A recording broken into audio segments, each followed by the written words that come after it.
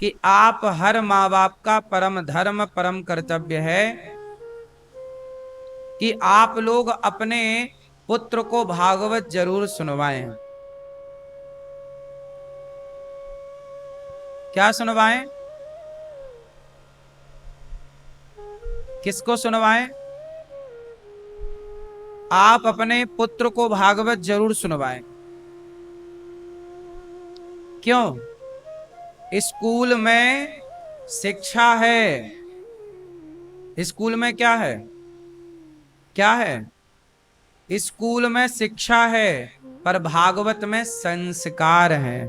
बच्चे स्कूल से शिक्षा पाएं और भागवत से संस्कार पाएं, बैलेंस बना रहेगा। अभी क्या है, शिक्षित तो है समाज पर संस्कारहीन है। आज की समाज कैसी है? शिक्षित तो है पर संस्कारहीन है। संस्कार क्यों नहीं आए? क्योंकि आपने शिक्षा तो दी, भागवत नहीं सुनवाई। 7 दिन आप भागवत सुनेंगे, निरंतर आप भागवत सुनेंगे, गारंटी मेरी है। देखो, जो भागवत सुनता है उसके जीवन में संस्कार आ ही जाते हैं। भागवत सुनने वाला व्यक्ति कभी चोरी नहीं करता। अब देखो, कितने लोग ऐसे हैं जो पहले मांस खाते थे, शराब पीते थे, गलत काम करते थे। भागवत सुनने के बाद उन्होंने मांस खाना छोड़ दिया, शराब पीना छोड़ दिया। ये परिवर्तन कोई डॉक्टर तो नहीं ला सकता था ना। आपको मांस खाना छुड़वाने का काम ये डॉक्टर तो नहीं कर सकता था। शराब पीते पीते आदमी बुढ़ा हो गया, डॉक्टर तो नहीं छुड़वा सकता। लेकिन कथा में आप केवल बैठ जाओ, कितने लोग, एक दो नहीं, लाखों लोग ऐसे हैं इस देश में। आप में से शायद कोई यहां बैठा भी हो जिसने कथा सुन करके शराब छोड़ दी हो। है कोई आप में से ऐसा जिसने कथा से शराब छोड़ी हो? ये देखो, 4 हाथ, 5 हाथ उठ गए, यहां 6। मांस कितने लोगों ने छोड़ा कथा सुन के? देखो, इतने लोगों ने मांस छोड़ दिया। कम से कम 20-25 हाथ उठे हैं। अब बताइए कि ये परिवर्तन कहां से हुआ? कथा से हुआ। ना तो कोई टैबलेट दी गई, ना कोई इंजेक्शन लगाया गया, ना भर्ती किया गया, ना कोई पैसा लगा, और आपकी बीमारी ठीक हो गई। किसके बल पर? केवल सत्संग के बल पर। इसलिए कहता हूं कि सत्संग जरूर करो, भागवत जरूर सुनो। भागवत सुनने से क्या होगा? संस्कार मजबूत होंगे। बिना संस्कार के आपका जीवन जानवरों की तरह है। इसलिए भागवत सबसे पहले भगवान नारायण ने अपने पुत्र को सुनाई, ब्रह्मा जी को। ब्रह्मा जी ने अपने पुत्र नारद जी को, नारद जी ने वेद व्यास जी को, और वेद व्यास जी ने अपने पुत्र सुखदेव जी को। वही सुखदेव जी ने राजा परीक्षित को भागवत सुनाई, और जब राजा परीक्षित को भागवत सुनाई गई तो 7 दिन में राजा परीक्षित जी का उद्धार हो गया। राजा परीक्षित जी को क्या प्रॉब्लम थी? श्राप लगा हुआ था, 7 दिन में मरने का श्राप था। राजा परीक्षित जी को कितने दिन में मरना था? क्यों? ओ पंचायती मैया, राजा परीक्षित को कितने दिन में मरना था? कितने दिन में? 7। जिसे 7 दिन में मरना हो वो क्या करे? सोचिए, राजा परीक्षित जी के पास केवल 7 दिन थे। भागवत सुनी, उन 7 दिनों में जो काम सारी उम्र में ना कर पाए वो काम 7 दिनों में हो गया। आप सारी पढ़ाई पढ़ लो, सारी जिंदगी पढ़ो, सारी जिंदगी में जो ना सीख पाओगे वो 7 दिन की कथा में सीख जाओगे। ये कथा का प्रभाव है। सत्संग कोई कंटिन्यू करे, निरंतर। अब आप लोग गलती क्या कर जाते हैं कि सत्संग करते तो हैं, आज कथा सुनी, 1 दिन सुना, 2 दिन सुना, 4 दिन सत्संग किया, फिर 10 दिन तक नहीं सुना, फिर 5 दिन सुना, 15 दिन नहीं सुना, फिर 10 दिन सुना, 1 महीने नहीं सुना। आप लोग ये गलती करते हैं। बताओ, आज हमने भोजन किया, अब 4 दिन नहीं करेंगे, कैसा है? आज हमने पानी पी लिया, अब 4 दिन नहीं पिएंगे, कैसा है? पानी रोज पीना पड़ता है, भोजन रोज करना पड़ता है। शरीर की जरूरत भोजन है, शरीर की जरूरत पानी है या नहीं? क्या बिना पानी और बिना भोजन के शरीर चलेगा? उत्तर दो। जैसे पानी और भोजन शरीर की आवश्यकता है, उसी तरह मन की, बुद्धि की, आत्मा की आवश्यकता सत्संग है। शरीर को रोटी चाहिए, फल चाहिए, दाल सब्जी सलाद चाहिए, ऐसे ही आत्मा को, मन को, बुद्धि को सत्संग चाहिए। सत्संग क्या होगा? सत्संग करने से, सत्संग करने से मन शांत होता है। मन शांत होगा तो आत्मा को शांति मिलेगी, बुद्धि को शांति मिलेगी, चित्त को शांति मिलेगी। अब क्या है, रोटी खा के शरीर तो शांत हो जाता है, लेकिन आपने शरीर का आहार तो दिया, पर मन और आत्मा का आहार आपने दिया ही नहीं। समझो ना, शरीर का आहार है भोजन, और आत्मा और मन का आहार है भजन। भोजन भजन, बोलो भोजन भजन, भोजन भजन। भोजन में लगी है मात्रा। बताओ, भोजन में कौन सी मात्रा लगी है? ओ की मात्रा। भा में ओ की मात्रा, भो मात्रा लगी है। भोजन में लगी है मात्रा, जबकि भजन में कोई मात्रा नहीं है। भजन है कोई मात्रा? इसका मतलब है कि भोजन करो तो मात्रा से करो।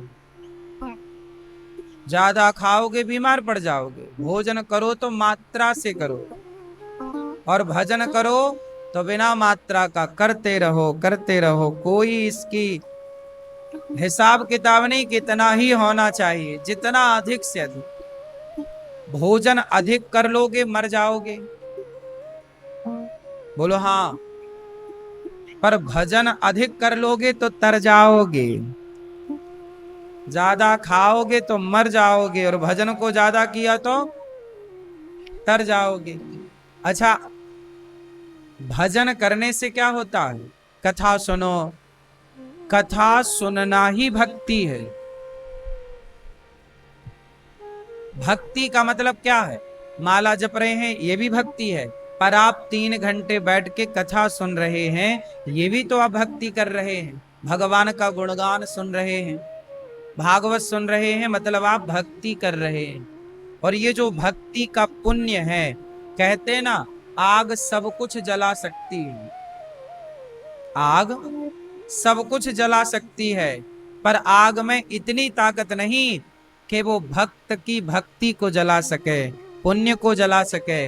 आपका पुण्य, आपने जो पुण्य किया, किसी भूखे को आपने रोटी खवा दिया, प्यासे को पानी पिला दिया, ये पुण्य हो गया। आग के पास इतनी ताकत नहीं है कि वो आपके पुण्य को जला सके। जब आप मरोगे तो आपका शरीर जलेगा चिता पर आपके शरीर से किया गया पुण्य अमर हो जाएगा, उसे आग नहीं जला पाएगी। जो आप भक्ति करोगे, सत्संग करोगे, कथा सुनोगे, वह अमर है, उसे कोई आग कभी नहीं जला सकती। इसलिए तो कहते हैं कि भजन करो, भजन करो मस्त जवानी में बुढ़ापा किसने देखा है। भगवान का चिंतन करो, नाम जप करो, अच्छे काम करो, पुण्य पुण्य कर लो, पाप पाप टालते चले जाओ। कल पाप करेंगे, कल पाप करेंगे, कल पाप। आज पुण्य करो, पाप को टाल दो कल पर। कल किसने देखा? ठीक है, पुण्य करना हो तो आज करो। काल करे सो आज कर, आज करे सो अब, पल में प्रलय होएगी, बहुरी करेगा कब। और पाप करने का मन हो तो पाप करने को क्या बोलो? आज करे सो काल कर, काल करे सो परसों। अरे जल्दी जल्दी क्या करना है, जिंदा है अभी बरसों। तो पाप को कल पर टालो, पुण्य को आज ही कर डालो। सत्संग बहुत जरूरी है। तो भागवत में सुखदेव भगवान ने राजा परीक्षित को 18,000 श्लोक जब सुनाए तो राजा परीक्षित जी को मुक्ति मिल गई। क्या मिल गई? बोलो, बता, मुक्ति किसे कहते हैं? क्यों मैया, ओ मेरी माँ, बता मुक्ति किसे कहते हैं? आप बताओ मेरी माँ, मुक्ति किसे कहते हैं? बता, मुक्ति किसे कहते हैं? आप बताओ, मुक्ति किसे कहते हैं? चश्मा वाली मैया, बैठे बैठे बताओ।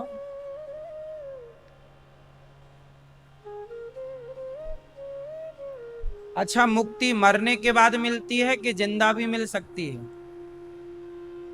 जिंदा में मिल सकती है। तो सुनो, जिसे जिंदा में मुक्ति मिलती है उसी को मरने के बाद भी मुक्ति मिलती है। जो जीते जी मुक्त ना हो सका वो मरने के बाद क्या मुक्त होगा? इसलिए मरने के बाद की मुक्ति तो मिलेगी। पहले कौन सी मुक्ति? हाँ हाँ,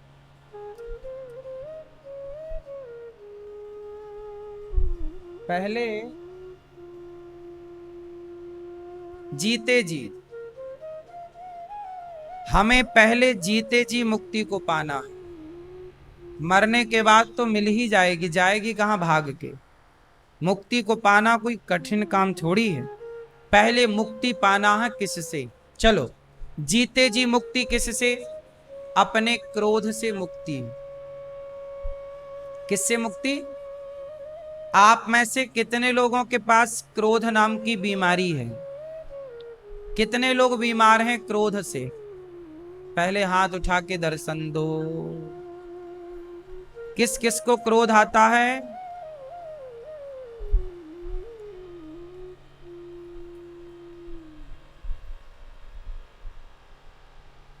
देखो, बातें चालू हो गई, पंचायत करा लो बस। किस किस को क्रोध आता है, इतना ही तो पूछा है हमने। अच्छा, आपको क्रोध नहीं आता? और आपको? तो हाथ उठाओ ना मस्त। हमें मुक्ति चाहिए क्रोध से। किससे चाहिए? क्योंकि ये क्रोध नाम की जो बीमारी है ये हमारा बहुत नुकसान करता है। करता है कि नहीं? क्रोध आता है और गुस्से में हम आपको उल्टा सीधा बोल देते हैं और सारी जिंदगी के बने बनाए रिश्ते 1 मिनट में खत्म। बोलो हाँ, केवल क्रोध के कारण। इसलिए हमें क्रोध पर कंट्रोल, क्रोध से मुक्ति चाहिए। पहली मुक्ति क्रोध से, दूसरी मुक्ति लोभ से। हमारे भीतर क्या है? अधिक मात्रा में क्या है? लोभ। क्या है? अच्छा, लोभ होना गलत नहीं है। इतना लोभ हो कि रोटी कपड़ा मकान हमारे पास हो। कितना मेरी माँ? आपके पास बढ़िया घर हो, आपका रहने को, खाने को बढ़िया रोटी हो, पहनने को कपड़े हो। रोटी कपड़ा मकान की व्यवस्था भगवान करे सबके पास हो। परंतु इससे ज्यादा जो हम लोग लोभ करते हैं, यही लोभ हमें कष्ट देता है। अब हम लोगों के पास लोभ क्या रहता है? हमारी बड़ी गाड़ी हो, बड़ा बंगला हो, बड़ा नाम हो, बड़ी इज्जत हो। इस चक्कर में पड़ तो जाओ और पा भी लो। चलो, पैसा भी पाओ, पद भी पाओ, प्रतिष्ठा भी पाओ, गाड़ी बंगला सब मिल जाएगा। पर सब पाके भी क्या मिलना है? सब लोग हमारी तारीफ करेंगे, इससे क्या हो जाएगा? क्या हो जाएगा? सब आपकी वाह वाह, जय हो जय हो जय हो, क्या होगा इससे? आजकल दुनिया वाह वाही में जीती है। सबको वाह वाही चाहिए, सबको पद चाहिए, पावर चाहिए। पर क्यों भूल जाते हो कि मनमोहन सिंह जी तो देश के प्रधानमंत्री थे ना। प्रधानमंत्री होने के बाद भी आखिर उन्हें मरना पड़ा कि नहीं? आप पद पालोगे तो अमर थोड़ी हो जाओगे। वो तो प्रधानमंत्री थे, फिर भी ना बुढ़ापा आया, व्हील चेयर पर चलना पड़ा उन्हें आखिरी के दिनों में। तो कर्म दंड तो हर व्यक्ति को, चाहे प्रधानमंत्री हो, राष्ट्रपति हो, रिक्शा वाला हो, आम आदमी हो, आप हो, हम हो, साधु हो, गृहस्थ हो, कर्म दंड तो किसी का पीछा नहीं छोड़ते ना। पाए तो थे पद प्रतिष्ठा, पाके क्या पा गए? बोलो। उसी पद प्रतिष्ठा के लिए ना आदमी मरता है। बोलो मेरी मां, पाके क्या पा गए?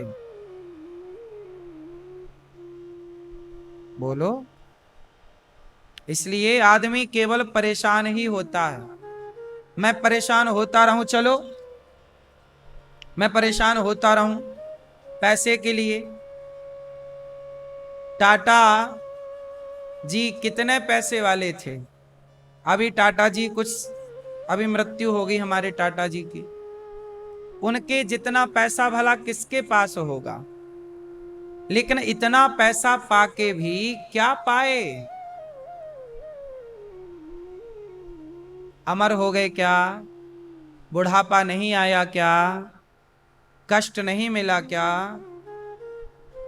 ये प्रकृति है साहब। ये शरीर जो है ना, ये एक दिन मरेगा। हम एक दिन मरेंगे, ये सत्य है। इसलिए बिंदास जिंदगी जी लो। पैसा कमाना बुरा नहीं है।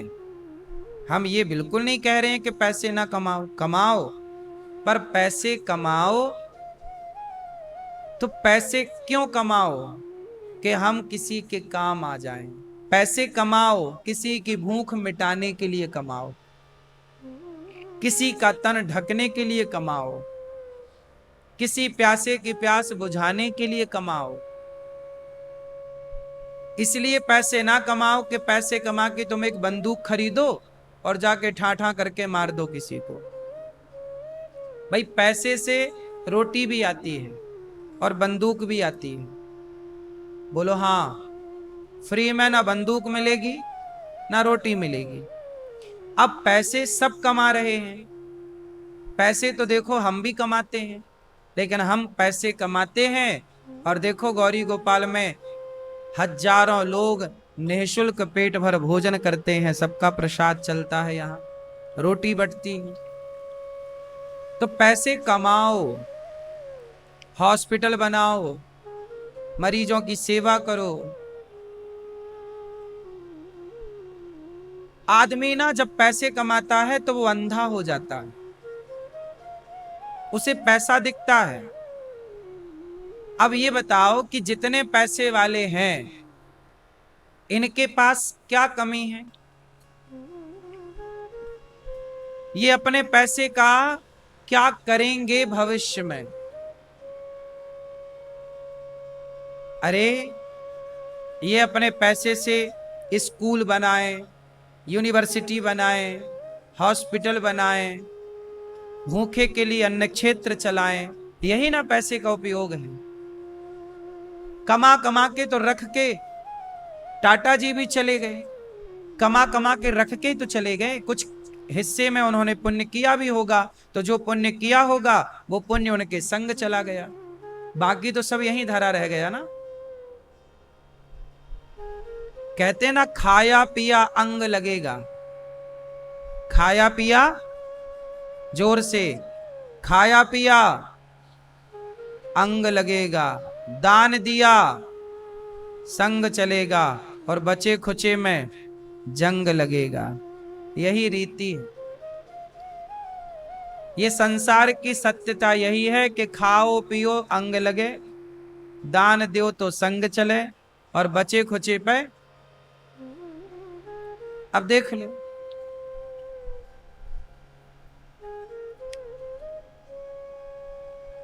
इसलिए ज्यादा पद के लिए, प्रतिष्ठा के लिए परेशान नहीं होना चाहिए। जो मिल जाए, काम करो, मेहनत करो, पैसे कमाओ, जितना मिल रहा है, जो प्राप्त है, उसे पर्याप्त मान करके ईश्वर का धन्यवाद दो। जीवन में सुखमय जीवन जीना है तो। बात सही है कि गलत है? तो हम आपसे यही प्रार्थना करते हैं कि बस परेशान नहीं होने का।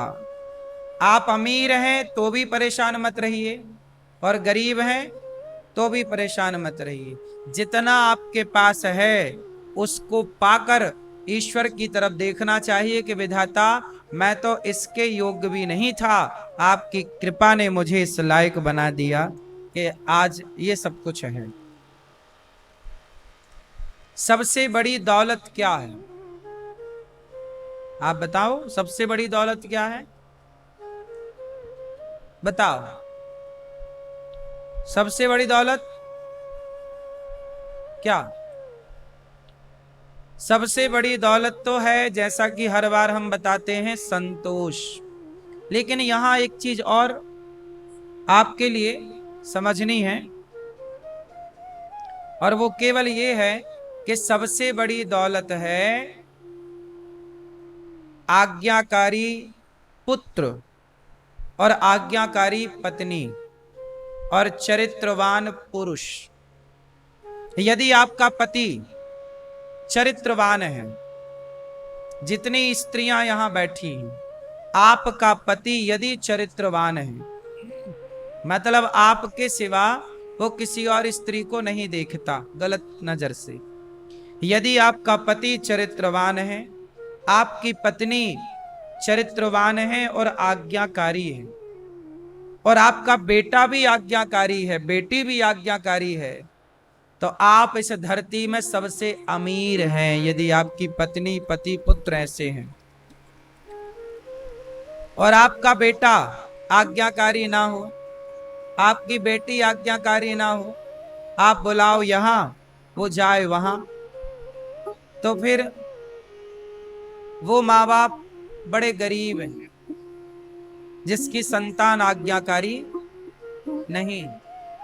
इसलिए हम आपसे कहते हैं कि अमीरी पैसों से नहीं होती। चलो बताओ, धन किसे कहते हैं? दादाजी बताएंगे हमारे, धन किसे कहते हैं? आप हैं? क्या कह रहे हैं? धन किसे कहते हैं? सुनो, कोई कागज के टुकड़ों को धन कहता है, किसी के लिए पैसा धन है, बोलो हाँ। किसी के लिए जमीन जायदाद धन है, किसी के लिए सोना और चांदी धन है, बोलो हाँ। किसी के लिए गाय, घोड़ा, बकरा, बकरी धन है, किसी के लिए पेड़ पौधे धन है। क्यों? लेकिन सबसे बड़ा धन क्या है? चलो बताओ, लता जी के पास कौन सा धन था? वो ज्ञानी थी। किसका ज्ञान था? संगीत का। तो आपके पास संगीत का ज्ञान है, तो आप धनवान हो या नहीं? बोलो। यदि आपके पास धन है, अब किसी के पास, वो डॉक्टर है, अब डॉक्टर के पास क्या है? कुछ नहीं होता, वो आपका हाथ पकड़ता है बस यहां, बोलो हाँ। उसके पास धन क्या है? उसका ज्ञान, उसकी विद्या। डॉक्टर का धन है उसकी विद्या, इंजीनियर का धन है उसकी विद्या, संगीत लता जी का धन है उनकी विद्या, रफी जी का धन है उनकी विद्या, हमारा धन है हमारी विद्या, आपका धन है आपकी विद्या। कुल मिलाकर के पैसे को धन नहीं कहते, बल्कि विद्या को ही धन कहते हैं। यदि आप विद्वान हैं तो आप धनी हैं। क्यों मेरी मां? ये कागज के टुकड़े तो कमाया जा सकता है ना, यदि मेरे पास विद्या का धन है, बोलो, तो पैसे कमाए जा सकते हैं, जमीन जायदाद बनाई जा सकती है, और मेरे पास विद्या ही नहीं है, तो फिर कहां से कागज के टुकड़े आएंगे, कहां से जमीन जायदाद आएगी? क्यों मैया बात सही है? इसलिए पैसा धन नहीं है, बल्कि ज्ञान ही धन है। इसलिए बच्चों को ज्ञानी बनाओ। क्यों? टैलेंट, योग्यता, काबिलियत, यही ना धन है। अब मेरे से कुछ ना आए, मेरे से कुछ ना आए, तो जब कुछ नहीं आता मेरे से, तो ये पैसा भी कैसे आता मेरे पास? मेरे से कुछ आता है, इसलिए तो मेरे पास पैसा भी आता है। मेरे से कुछ नहीं आता तो मेरे पास पैसा क्यों आता? इसका मतलब है पैसा बड़ा नहीं है साहब, मेरी काबिलियत, आपकी काबिलियत बड़ी है। कीमत पैसों की नहीं है। अच्छा डॉक्टर होगा, काबिल डॉक्टर होगा, तो आप उस डॉक्टर को 5,000 रुपया ज्यादा देने का बोल देंगे, भैया ज्यादा ले ले पैसा, आप अच्छे ठीक कर दो बस। हाँ या ना? फिर तो काबिलियत ना धन है। इसलिए आजकल के लोग पैसे को धन मानते हैं, हम लोग पैसे को धन नहीं मानते। हमारी तो विद्या ही हमारा धन है। बच्चों को पढ़ाओ, लिखाओ, काबिल बनाओ। काबिलियत, आपके पास नौकरी है, तो नौकरी दो तरह से होती है। एक तो नौकरी होती है कि आप में काबिलियत है तो आपको नौकरी मिली। जैसे ये कैमरामैन है भाई, इसको कैमरा चलाना आता है तो इससे काम मिला। कैमरा चलाना नहीं आता तो काम कैसे मिलता? तो इसको नौकरी मिली है इसकी काबिलियत के बल पर। बोलो हाँ, काम मिला है इसकी काबिलियत के बल पर। तो काबिलियत होनी चाहिए।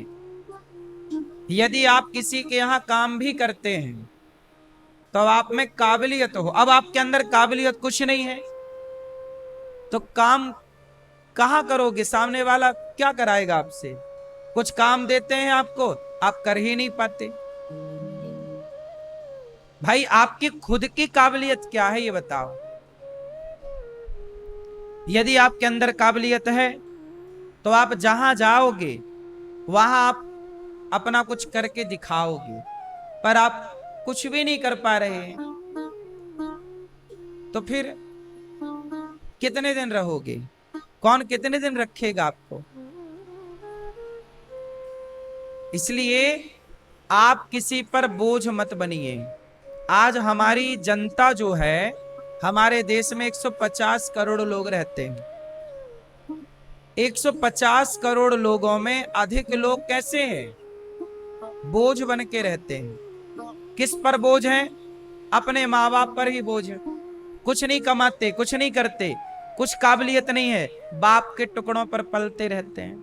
पापा बच्चे की फीस भरनी है, जरा 3,000 रुपए दे दो। बच्चा तुम्हारा है, फीस भर रहे हैं दादाजी। अरे जब तुमने बच्चा पैदा कर लिया तो फीस भरने की काबिलियत भी तो ले आते ना। पहले फीस भरने की काबिलियत ले आओ, फिर बच्चे पैदा कर लेना। बच्चा पैदा करना जल्दी पैदा कर लेते हैं और अभी कमा धमा कुछ नहीं रहे, ये बोझ है। इसके चक्कर में क्या होता है कि आप लोग परेशान रहते हैं, आर्थिक रूप से आप लोग बड़े परेशान रहते हैं, क्योंकि घर में कमाने वाला एक होता है और खाने वाले 4 होते हैं। हर आदमी, पुरुषों की बात कर रहा हूं मैं, स्त्रियां तो कमाती हैं, बढ़िया प्लस है वो, पर मैं हर मर्द की बात करता हूं। तुम यदि 20 साल के हो गए तो बस 20 साल की उम्र होते ही आपको कमाने लग जाना चाहिए। पढ़ो भी और कमाओ भी, अपने खर्चे खुद निकालो। भाई, डिग्रियां बनाना यदि ये पढ़ाई है तो पैसे कमाना क्या ये पढ़ाई नहीं है? बोलो, पढ़ते हुए पैसे कमाना क्या ये सिर्फ पढ़ाई नहीं मानते आप लोग? फिर आज हमारे देश की स्थिति क्या है आप बताओ। हमारे देश में अभी आईपीएल चल रहा है, क्रिकेट। ये बताओ, चाइना में क्रिकेट होता है? चाइना में कोई क्रिकेट टीम है? जोर से। अमेरिका की कोई क्रिकेट टीम है? बोलो हां कि ना। नहीं है ना? क्यों?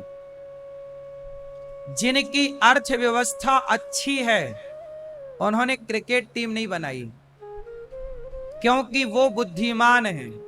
चाइना कहेगा कि मैं अपने बच्चों को जितना टाइम क्रिकेट देखने में वेस्ट कराऊंगा उससे ज्यादा पैसा कमा सकते हैं ये बच्चे काम करके। आज वो देश आगे निकल गया, चाइना। पाकिस्तान से लड़ाई हुई हमारी तो पाकिस्तान को किसका सपोर्ट था? पूरा चाइना का। पीओके पे पूरा चाइना ने अपना इन्वेस्ट कर रखा है, इसलिए हम कब्जा उस पर नहीं कर पा रहे हैं। आप भारत कब ये समझेगा, पता नहीं समझेगा कि नहीं, मुझे तो नहीं समझ में आता कि ये देश कभी इन बातों को भी समझेगा। अरे जितना समय आप क्रिकेट देखने में समय लगाते हो, जितना टाइम क्रिकेट देखने में वेस्ट करते हो, इतना समय अपने को काबिल बनाने में लगाओ तो आप बहुत काबिल हो सकते हैं, बहुत पैसा कमा सकते हैं, अपनी अर्थव्यवस्था को मजबूत कर सकते हैं, आपके घर के हालात सुधर सकते हैं, आपकी जरूरतें पूरी हो सकती हैं। लेकिन आप 5-5 घंटे क्रिकेट देखते हैं, क्या फायदा है? पिछले साल भी तो क्रिकेट देखा था, क्या मिला था? उसके पिछले साल भी तो क्रिकेट देखा था ना, आईपीएल, क्या पाए थे? इस साल भी देख रहे हो, क्या पाओगे? आप बताओ, क्रिकेट देख करके समय बर्बाद करना ज्यादा सही है कि उस समय को सार्थक बनाना सही है? क्यों बेटा, तुम बताओ, क्या करना चाहिए? क्रिकेट देखना है तो देख के क्या पाओगे? बोलो। लड़के इसलिए देखते हैं, क्रिकेट खेलना चाहिए। सुनो, क्रिकेट खेलना तो सही है पर क्रिकेट देखना गलत है। बात समझ में आई? क्रिकेट खेलना सही है, खेलने से क्या होगा? शरीर मजबूत होगा, दौड़ भाग होगी, आप स्वस्थ रहेंगे। मैं भी क्रिकेट खेलता हूं, मैं क्रिकेट देखता नहीं। कई साल हो गए, वर्षों, 10 साल हो गए, मैंने क्रिकेट नहीं देखा। कभी मैंने 2-4 बॉल देखी हो पहले, वो भी भारत और किसी देश का मैच हो तो देख लिया थोड़ा सा। कभी मैं नहीं देखता, पूरा क्रिकेट मैंने कभी नहीं देखा आज तक। मैं आप लोगों की तरह अपना टाइम वेस्ट नहीं करता। मेरे पास समय की कीमत है, मेरा टाइम कीमती है।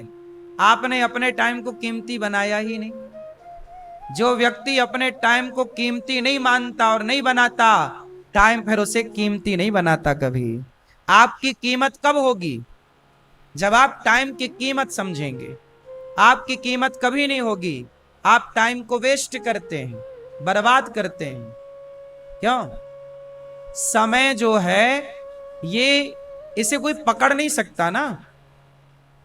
क्यों? समय को पकड़ा जा सकता है? समय जा रहा है, बहती हुई धार है। जैसे नदी की धारा बह रही है, ऐसे समय बह रहा है। इस समय को सदुपयोग किया जा सकता है, सार्थक बनाया जा सकता है। मैं कथा सुना रहा हूं, आपके साथ बैठा हूं, मैं अपने समय को सार्थक कर रहा हूं। आपको अच्छी बात सुनाकर, आपको अच्छा ज्ञान देकर, आपको नई राह दिखाकर मैं अपने समय का सार्थक सदुपयोग कर रहा हूं। आप भी अपने समय का सदुपयोग कर रहे। यहां बैठेंगे तो कुछ सीखेंगे, आगे बढ़ने के थॉट प्राप्त होंगे, विचार प्राप्त होंगे। क्रिकेट देखेंगे तो कुछ नहीं मिलना, केवल वो छक्का लगा तो वहां 4 लड़कियां नाचेंगे यूं यूं करके, है ना। कोई आउट हुआ, कौन आउट हुआ उन्हें कोई मतलब नहीं, उन्हें नाचने से मतलब।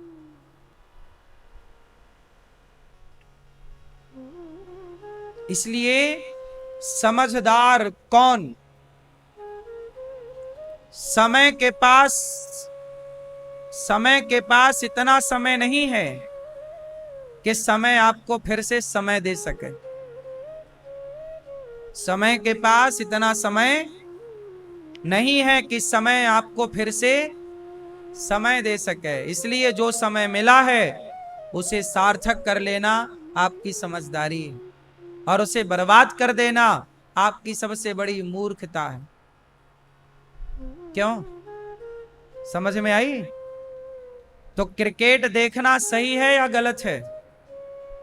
जोर से। कितने लोग इसे सही मानते हैं और कितने लोग गलत? कितने लोग मानते हैं क्रिकेट देख के समय बर्बाद करना? कितने लोग इसे गलत मानते हैं? लेकिन आप देखिए कि हमारे सारे युवा लड़के लड़कियां, आज सारी युवा पीढ़ी क्या कर रही है? केवल एक काम है, क्रिकेट देखना। सोचिए, लाखों लड़के क्रिकेट देख रहे हैं। ये लाखों लड़के 5-5 घंटा एक्स्ट्रा काम करते तो घर की आर्थिक अर्थव्यवस्था अच्छी हो जाती।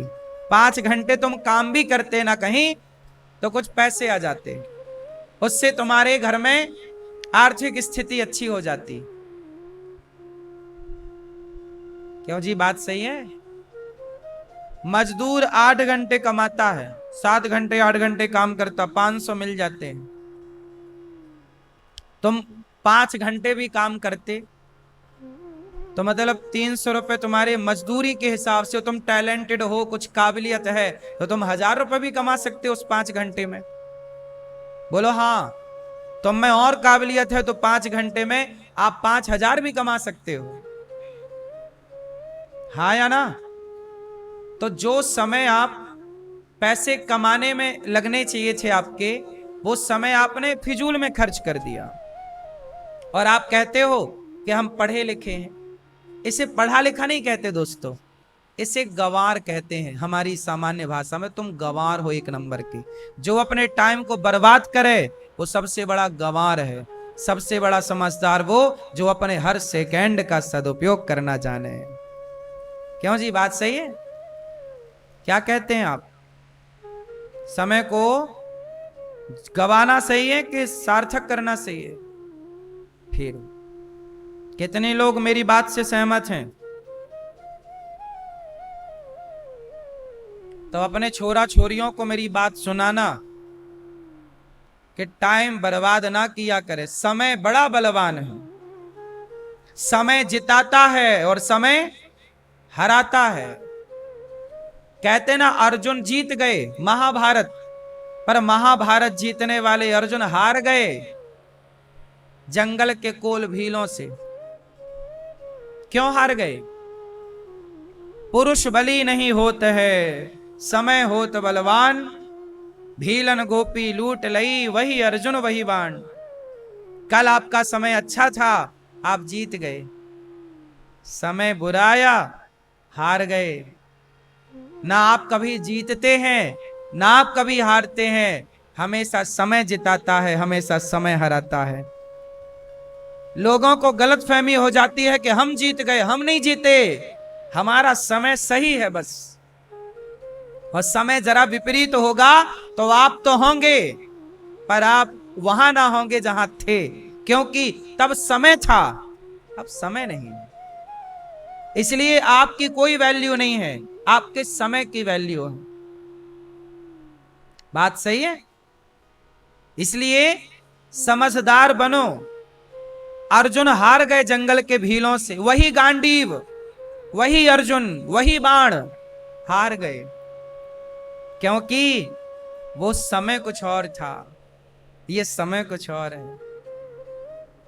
समय समय पर होता है समय समय की बात, समय समय पर होता है समय समय की बात।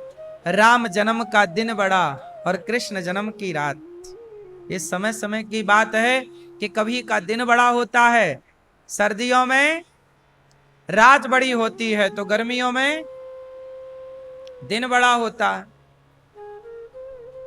क्यों मेरी मां? सर्दियों में क्या बड़ी होती है?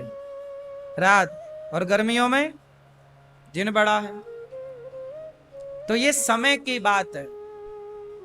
घंटे 24 ही हैं, पर 24 घंटे में कभी दिन बड़ा होता है तो कभी रात बड़ी होती है। इसलिए खेल रात दिन का नहीं है, खेल तो समय का। वही रात रोज होती है, वही दिन रोज होता है, पर कोई समय उसे बड़ा बना देता है तो कोई समय उसे, फिर खेल किसका है? इसलिए समय को समझो, टाइमिंग को समझो। आप एग्जाम देने जाते हैं मेरे भाई बहन, एग्जाम जब बैठते हो आप टेबल पर, तो 3 घंटे होते हैं ओनली। वो 3 घंटे आपका भविष्य बनाने के लिए और बिगाड़ने के लिए बहुत है। वो 3 घंटे तय करेंगे कि आप आगे जाओगे कि पीछे जाओगे। क्या है वो 3 घंटा? वो टाइम है, वो समय है। आपका समय शुरू होता है अब, ये स्टार्ट हो गया। अब कहते ही 1 सेकंड चला गया, कलम पकड़ते ही दूसरा सेकंड चला गया, कागज तक हाथ ले जाते ही 4 सेकंड चले गए। आपका समय शुरू हुआ नहीं, खत्म होना स्टार्ट हो गया। इस 3 घंटे में आपको कुछ दिखाना पड़ता है करके। क्यों जी, बात सही है? और आप लोग 5-5 घंटा क्रिकेट में बर्बाद करते हैं, और खेल 3 घंटे का है। आपके एग्जाम कितने घंटे के होते हैं? बोलो। हर एग्जाम आखिरी में टाइम और कम हो जाता है, 2 घंटे के, 1-1 घंटा आखिरी में। आखिरी में जब आप फाइनल पर पहुंच जाओगे, कोई एग्जाम देने जाओगे, अपना क्लियर करने जाओगे, तो फिर आपके पास 1 घंटा बचेगा मात्र, 60 सेकंड, 60 मिनट। टाइम कम, कम टाइम पे ज्यादा। कौन बनेगा करोड़पति में क्या होता है? टिक टिक चलता, वो टाइम चलता है। उस टाइम पे आंसर दे पाए तो आप पास, वरना आउट। खेल क्रिकेट तुम देखते हो, आओ तुम्हें हम क्रिकेट समझाएं। क्रिकेट किसका होता है? खेल टाइमिंग का है। बॉल आई, टाइमिंग पे बैट चलाना है, टाइमिंग से जरा मिस हो गई, सीधे स्टंप पे जाके घुस जाती है, आउट। बॉल एक टाइमिंग पे मारना पड़ता है ना बैट से, बैट्समैन टाइमिंग। खेल किसका? क्रिकेट में टाइमिंग से बॉल पे पड़ गया तो छक्का चला गया, टाइमिंग से नहीं पड़ पाई तो कैच उठ गया, आउट। खेल किसका है? हर जगह खेल टाइम का है। बस इतनी सी बात तुम्हारी समझ में आ जाए बस। बात सही है? सतचित आनंद भगवान सच्चिदानंद स्वरूप हैं, विश्व की उत्पत्ति पालन संहार करने वाले। ऐसे भगवान को हम नमस्कार करते। सुखदेव जी का जन्म हुआ। सुखदेव जी, अब देखो ये कथा है भागवत जी। सुखदेव जी का जन्म हुआ, जन्म लेते ही सुखदेव जी चल पड़े। देखो टाइमिंग देखिए, सुखदेव जी का जन्म हुआ और जन्म लेते ही चले गए। कहा? जन्म लेते ही बच्चा रोता है, पर सुखदेव जी ने ऐसा नहीं किया। सुखदेव जी का जन्म हुआ और जन्म लेते ही चले। कहा? जंगल। क्या करेंगे? तपस्या। क्यों? पिता ने रोका। सुखदेव जी के पिता वेद व्यास जी जब रोके, बेटा पुत्रेति तन्मयतया तरवोभिनेदुस्, पुत्र रुको रुको रुको रुको रुको। क्या हुआ पिताजी? अरे बेटा, तुम पैदा हुए हो तो कहां भाग गए? रुको, तुम थोड़ा बड़े हो जाओ, शादी ब्याह कर लो, बच्चे पैदा कर लो, फिर जाना सब छोड़ छाड़ के। सुखदेव जी बोले नहीं, मैं इस प्रपंच में उलझना नहीं चाहता। पहले मैं उलझूं फिर सुलझूं, तो जब ऑलरेडी सुलझा हूं तो उलझूं क्यों? अभी मैं सुलझा हूं, पहले उलझूं फिर सुलझूं नहीं, इसलिए सुलझा हूं तो सुलझा ही रहूं। मुझे जाने दो तपस्या करने। पुत्र, आप अभी मत जाओ। सुखदेव जी बोले, पिताजी मैं अपनी माता के पेट में 12 साल रहा। सुखदेव जी अपनी मां के पेट में कितने दिन रहे? 12 साल। ये कथा कहां से शुरू हुई? आओ स्टार्ट कहां से हुई, शुरू से सुनते हैं। एक दिन भगवान शंकर माता पार्वती से बोले, चलो कथा सुनने चलते हैं। अमरनाथ के जंगल शंकर जी और माता पार्वती पहुंची अमरनाथ। अमरनाथ की यात्रा होती है ना, वहीं अमरनाथ में, जहां अमरनाथ भगवान शंकर जी विराजते हैं आज भी, वहीं पर शंकर जी बैठे और माता पार्वती बैठी। शंकर जी कथा सुनाने लग गए, पर शंकर जी ध्यान में कथा सुना रहे, आंखें बंद करके। पार्वती जी से बोले कि आप हुक्का देती जाना, हमें यह पता लगना चाहिए कि आप जाग रही हो कि सो रही हो। पार्वती जी हुक्का देती गई।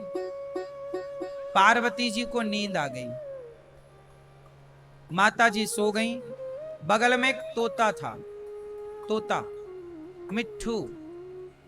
उस तोते ने शंकर जी से सारी कथा सुनी, पर माता पार्वती को नींद आ गई। तो तोते ने कहा कि शंकर जी अब कथा सुनाना बंद कर देंगे, क्योंकि माता जी ने हुक्का देना बंद कर दिया। तो तोता ने अपनी भाषा में हुक्का देना स्टार्ट कर दिया। हुक्का समझते हो? एक राजा था, एक रानी थी, तो हुक्का देते गए सुखदेव जी। जब पूरी कथा हो गई तो शंकर जी ने डमरू बजाई, जयकारा लगाई, बोलिए कृष्ण कन्हैया लाल की। तो माता पार्वती की नींद खुल गई। माता जी ने कहा, भोलेनाथ आगे क्या हुआ? शंकर जी बोले, कथा तो पूरी हो गई। आप कहाँ थी? मैं सो गई थी। शंकर जी बोले, आप सो गई थी तो कथा किसने सुनी? हुक्का तो बराबर मिला। तब शंकर जी ने अगल बगल झांका तो तोता नजर आ गया, छोटा शुक। शंकर जी ने त्रिशूल निकाला और सुखदेव जी को मारने दौड़े शंकर जी।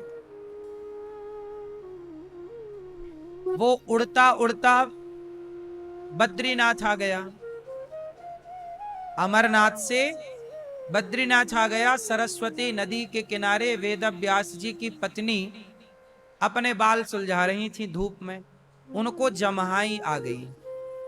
जमहाई आई तो उनका मुंह खुला, तो मुख के द्वार से वह तोता गर्भ में जाके प्रवेश कर गया।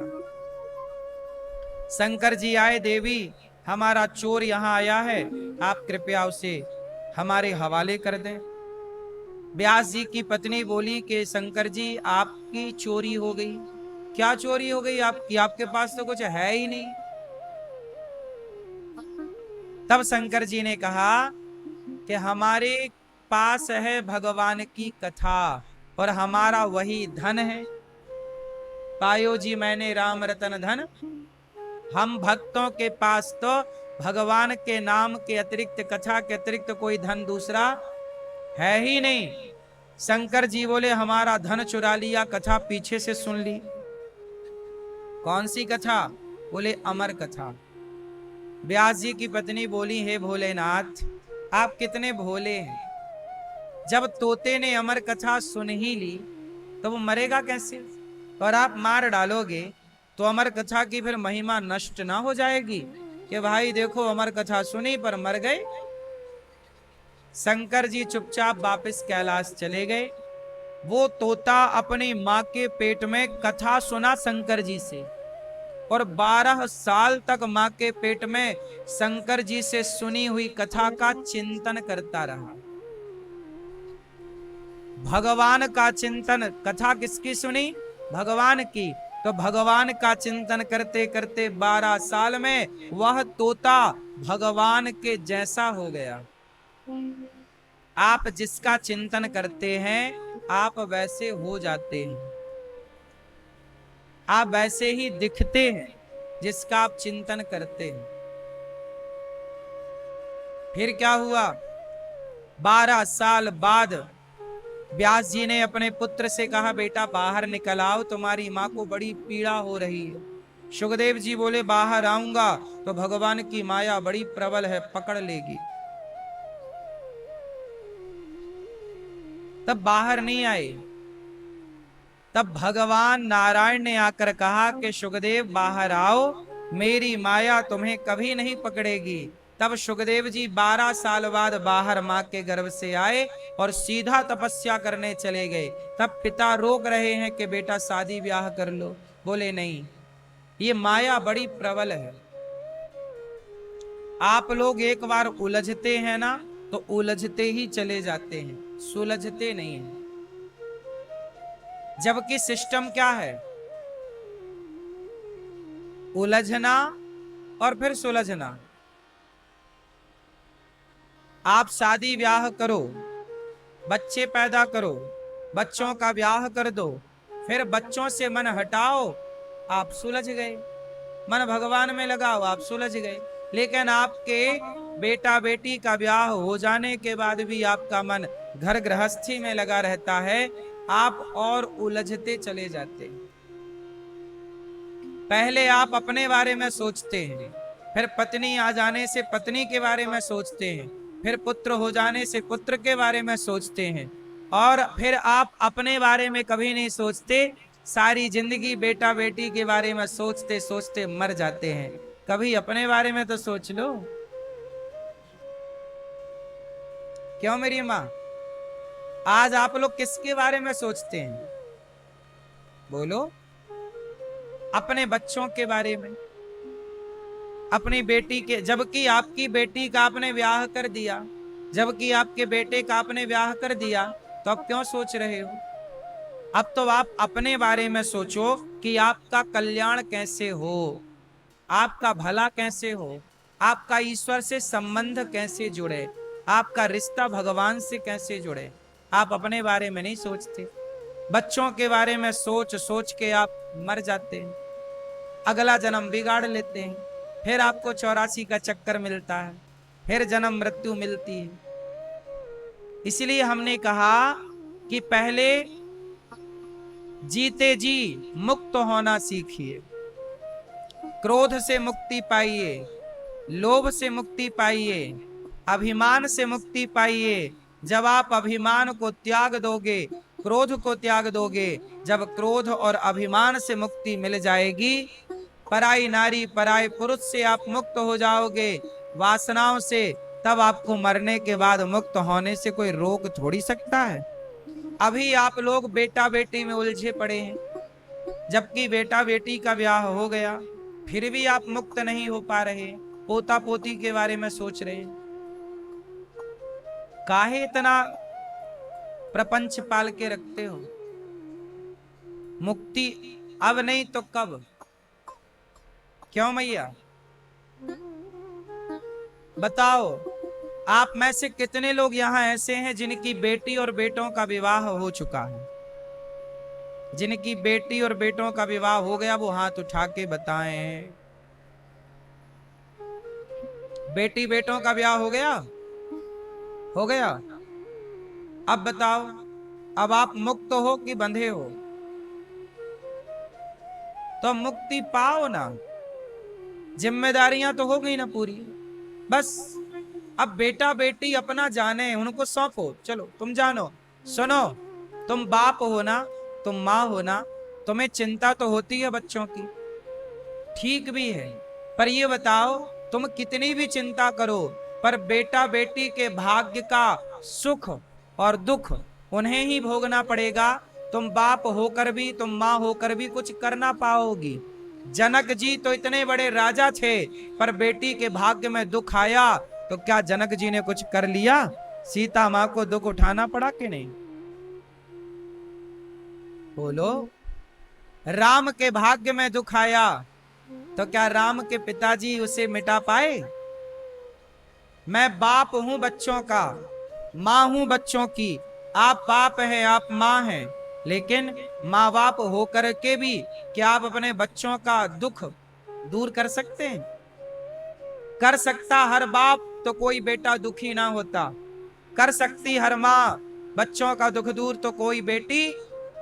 यदि बच्चों का भाग्य माँ बाप बनाते तो किसी बेटी और किसी बेटे के भाग्य में दुख ना होता। लेकिन तुम नहीं बनाते हो, ईश्वर बनाने वाला, और जो बनाया है उसे तुम बदल नहीं सकते। इसलिए चिंता त्याग कर भजन करो।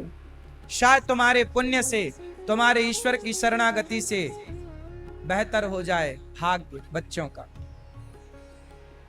इसलिए ज्यादा टेंशन लेने का नहीं, परेशान होने का नहीं। हर व्यक्ति अपना भाग्य लेके पैदा होता। को ना काहू को सुख दुख कर दाता, निज कृत कर्म भोग सब भ्राता। मेरे भाग्य का सुख और दुख मुझे भोगना पड़ेगा।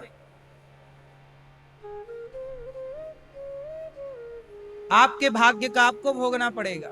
ना आपकी मां कुछ कर सकती है, ना बाप कुछ कर सकता। क्यों? कर सकता है? कोई कर सकता तो कर लेते ना साहब। भीष्म पितामह के भाग्य का दुख भोगना पड़ा बाणों की सैया पर लेटकर। माता सीता के भाग्य का दुख माता सीता को भोगना पड़ा। राम के भाग्य का दुख राम को भोगना पड़ा। बोलो हाँ। सुदामा के भाग्य का दुख सुदामा को भोगना पड़ा। फिर इसलिए बेटा बेटी को पढ़ाओ लिखाओ, शादी ब्याह करो और अपना मन हटा लो। सुलझ जाओ, उलझे ना रहो। तुम अपना मन लगा के तुम अपना नुकसान ही कर रहे हो। जितना मन अब बेटा बेटी से लगा है, इतना मन अब भगवान में लगेगा, तुम्हारा कल्याण हो जाएगा। सही है? अब बुढ़ापा ना बिगाड़ो, बहुत बिगाड़ लिया, 84 के चक्कर में बहुत उलझ गए। अब समय है सुलझने का। अब समय किसका है? अब सुलझो, अब उलझे ना रहो, अब लगाओ मन भगवान में। अब केवल भगवान के सिवा कोई ना। भगवान से संबंध, भगवान में लगन, अब कोई और सहारा नहीं। एक भगवान के सिवा कोई और ना हो। भगवान को देखने का मन हो, कन्हैया तुम्हें एक नजर देखना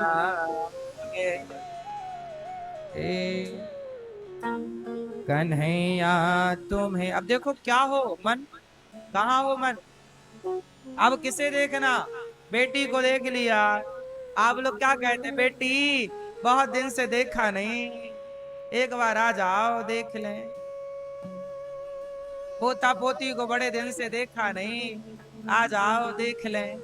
पोता पोती को देखने का जी करता है, तुम्हारा मन नहीं करता कि चलो वृंदावन चलें, भगवान को देख आवे? भगवान को देखने का मन नहीं करता ना?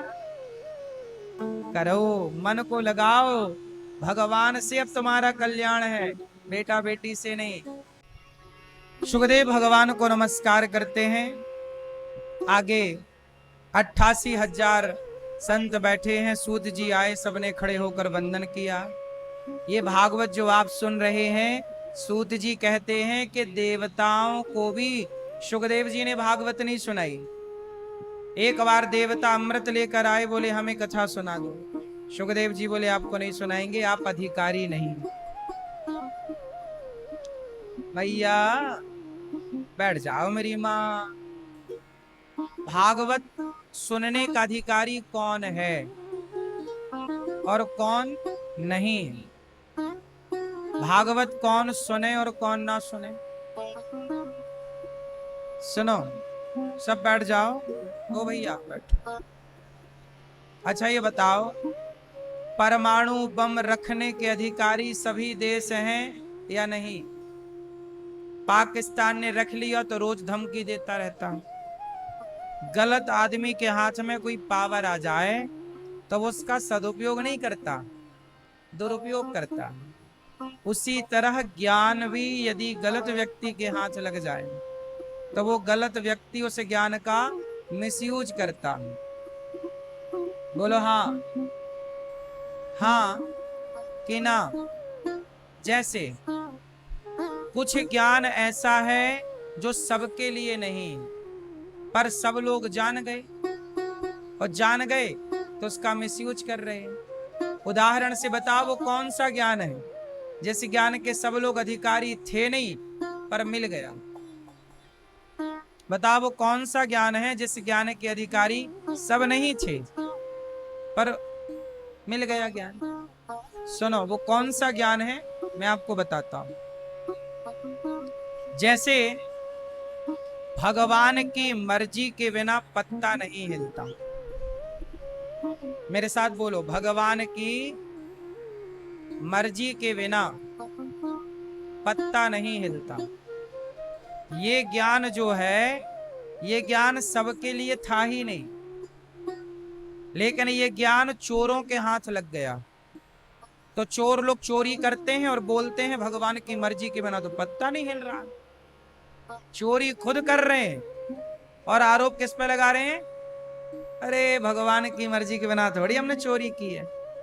मतलब गलत व्यक्ति के हाथ में ज्ञान लग गया। बोलो हाँ। अब बलात्कारी के हाथ में भी ये ज्ञान लग गया, तो बलात्कार करने के बाद क्या बोलता है? बोले भगवान की मर्जी के बिना तो पत्ता नहीं हिल रहा। तो वो उसने अपने ज्ञान का क्या किया? दुरुपयोग किया, जबकि ये ज्ञान इन नालायकों के लिए था ही नहीं। ये ज्ञान, अच्छा बताओ, क्या सारी बातें सबके लिए होती हैं? बोलो। अधिकारी कौन है? अच्छा ये बताओ, जो बातें आप अपने पति या पत्नी से करते हैं, क्या वही बातें अपनी मां से कर सकते हैं? बोलो। क्यों? क्योंकि आपके मां उन बातों की अधिकारी नहीं। भाई, पति और पत्नी की बातें जो प्रेम भरी बातें हैं, शारीरिक संबंध की बातें हैं, वो बात की अधिकारी केवल पत्नी है और पत्नी के लिए पति है। सारे लोग उसके अधिकारी नहीं हो सकते ना। आपके, चलो बताओ, आप बोलती हो अपने पति को आई लव यू, क्या इस आई लव यू का अधिकार दूसरा पुरुष इसका अधिकारी है? क्या आप दूसरे को भी बोल दोगी आई लव यू? बोलो मेरी मां। आप अपनी पत्नी को कहते हो आई लव यू, क्या आप दूसरी महिला को बोल दोगे आई लव यू? क्योंकि दूसरी महिला उस आई लव यू की अधिकारी और दूसरा पुरुष उस आई लव यू का अधिकारी। बोलो हाँ कि ना? हाँ, समझ में आ रही है कि नहीं आ रही है? मतलब आई लव यू तो वही है, पर उस आई लव यू का अधिकारी सब नहीं है। बोलो हाँ। उस आई लव यू का अधिकारी केवल आपका पति है और केवल आपकी पत्नी है। इस शब्द का प्रयोग आप सबके लिए नहीं कर सकते कि पड़ोसी आई लव यू, पड़ोसन आई लव यू, ऐसा थोड़ी होता है। ये ज्ञान सबके लिए नहीं है। उसी तरह शास्त्रों का ज्ञान भी सबके लिए नहीं होता। भगवान की मर्जी के बिना पत्ता नहीं हिलता, ये ज्ञान सबके लिए था ही नहीं। ये ज्ञान केवल उनके लिए है जो भक्त हैं। जो भक्त हैं वो भक्त ये जानते हैं कि जो हो रहा है, सुदामा जैसे भक्तों के लिए ये ज्ञान था कि भगवान की मर्जी के बिना पत्ता नहीं हिलता। वो गरीब थे, भूखे सोते थे, पर वो शिकायत नहीं करते थे ना, क्योंकि उन्हें ज्ञान था कि जो है वो ईश्वर की मर्जी से है और आगे भी जो होगा। ये ज्ञान सुदामा जैसों के लिए था, लेकिन अब दो कौड़ी के चोर को भी ज्ञान मिल गया तो चोरी करता और बोलता ईश्वर की मर्जी के बिना पत्ता नहीं हिलता। रोज चप्पल चुरा के ले जाता है यहां से एक चोर।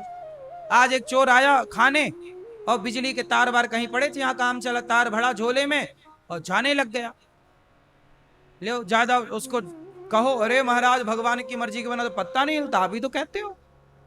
वो अपने को ज्ञान देने लग गया। अब लो,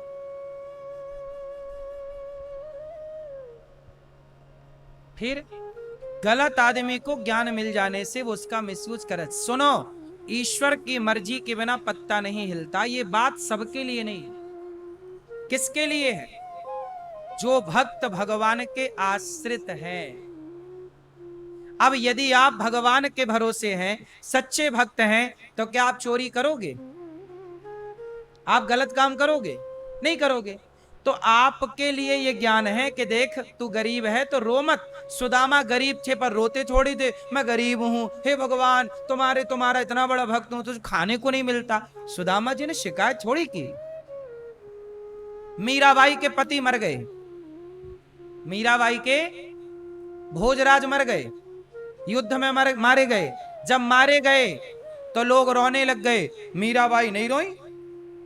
लोग बोले कैसी महिला हो, तुम्हारा पति मर गया, तुम रोती नहीं हो। मीराबाई मुस्कुरा के बोली, पगली मेरा पति कभी मर ही नहीं सकता, ऐसे वर को क्या वरूं जो जन्मे और मर जाए, बरिये वर गोपाल को मेरे चुनरो अमर कर जाए। मेरा पति मर ही नहीं सकता, संसार में ऐसी कोई तलवार नहीं है जो मेरे पति को मार सके। आग में इतनी ताकत नहीं कि मेरे पति को जला सके, पानी में इतनी ताकत नहीं कि मेरे पति को डुबा सके। मैंने जिसका वर्ण किया है वो कोई यारागर नत्थु खैरा है क्या? अब ये ज्ञान मीरा जैसी महिलाओं के लिए है कि ईश्वर की मर्जी के बिना पत्ता। अब उसका पति मर गया लेकिन उसने शोक नहीं किया, क्योंकि उसको पता है कि ईश्वर की मर्जी के बिना पत्ता नहीं, ये सब ईश्वर की मर्जी है। मुझे जहर दिया गया, मीराबाई बोली मुझे राणा ने विष दिया, मानो अमृत पिया, मीरा रानी दीवानी कहाने लगी, वो तो गली गली हरिगुण जहर दिया। ये ज्ञान मीरा के लिए है कि ईश्वर की मर्जी के बिना पत्ता नहीं हिलता। थी मौत आएगी तो मर लूंगी, लेकिन मेरे ससुर ने यह कहा है कि यह कृष्ण का चरणामृत है। चरणामृत बताकर ना जहर दिया था। जहर कैसे दिया था? ये बता के कि ये भगवान का चरणामृत है और भला भक्त होगा तो वो चरणामृत कैसे नहीं पिएगा। तो मीरा बोली कि यदि चरणामृत में, लोगों ने बताया मीरा जहर है, बोले नहीं जहर होगा तो होगा, पर मेरे ससुर ने यह कहा कि कृष्ण का चरणामृत है, अब मैं तो अपने कृष्ण का चरणामृत पी रही हूं। अब तो ईश्वर की मर्जी के मेरा पत्ता नहीं हिलता, मैं जीऊंगी तो उनकी मर्जी, मरूंगी तो उनकी मर्जी।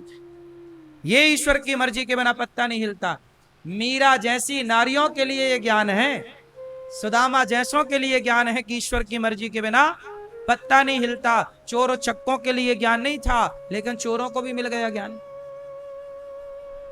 मतलब जो अधिकारी नहीं था उसे भी ज्ञान हो गया। बोलो हाँ।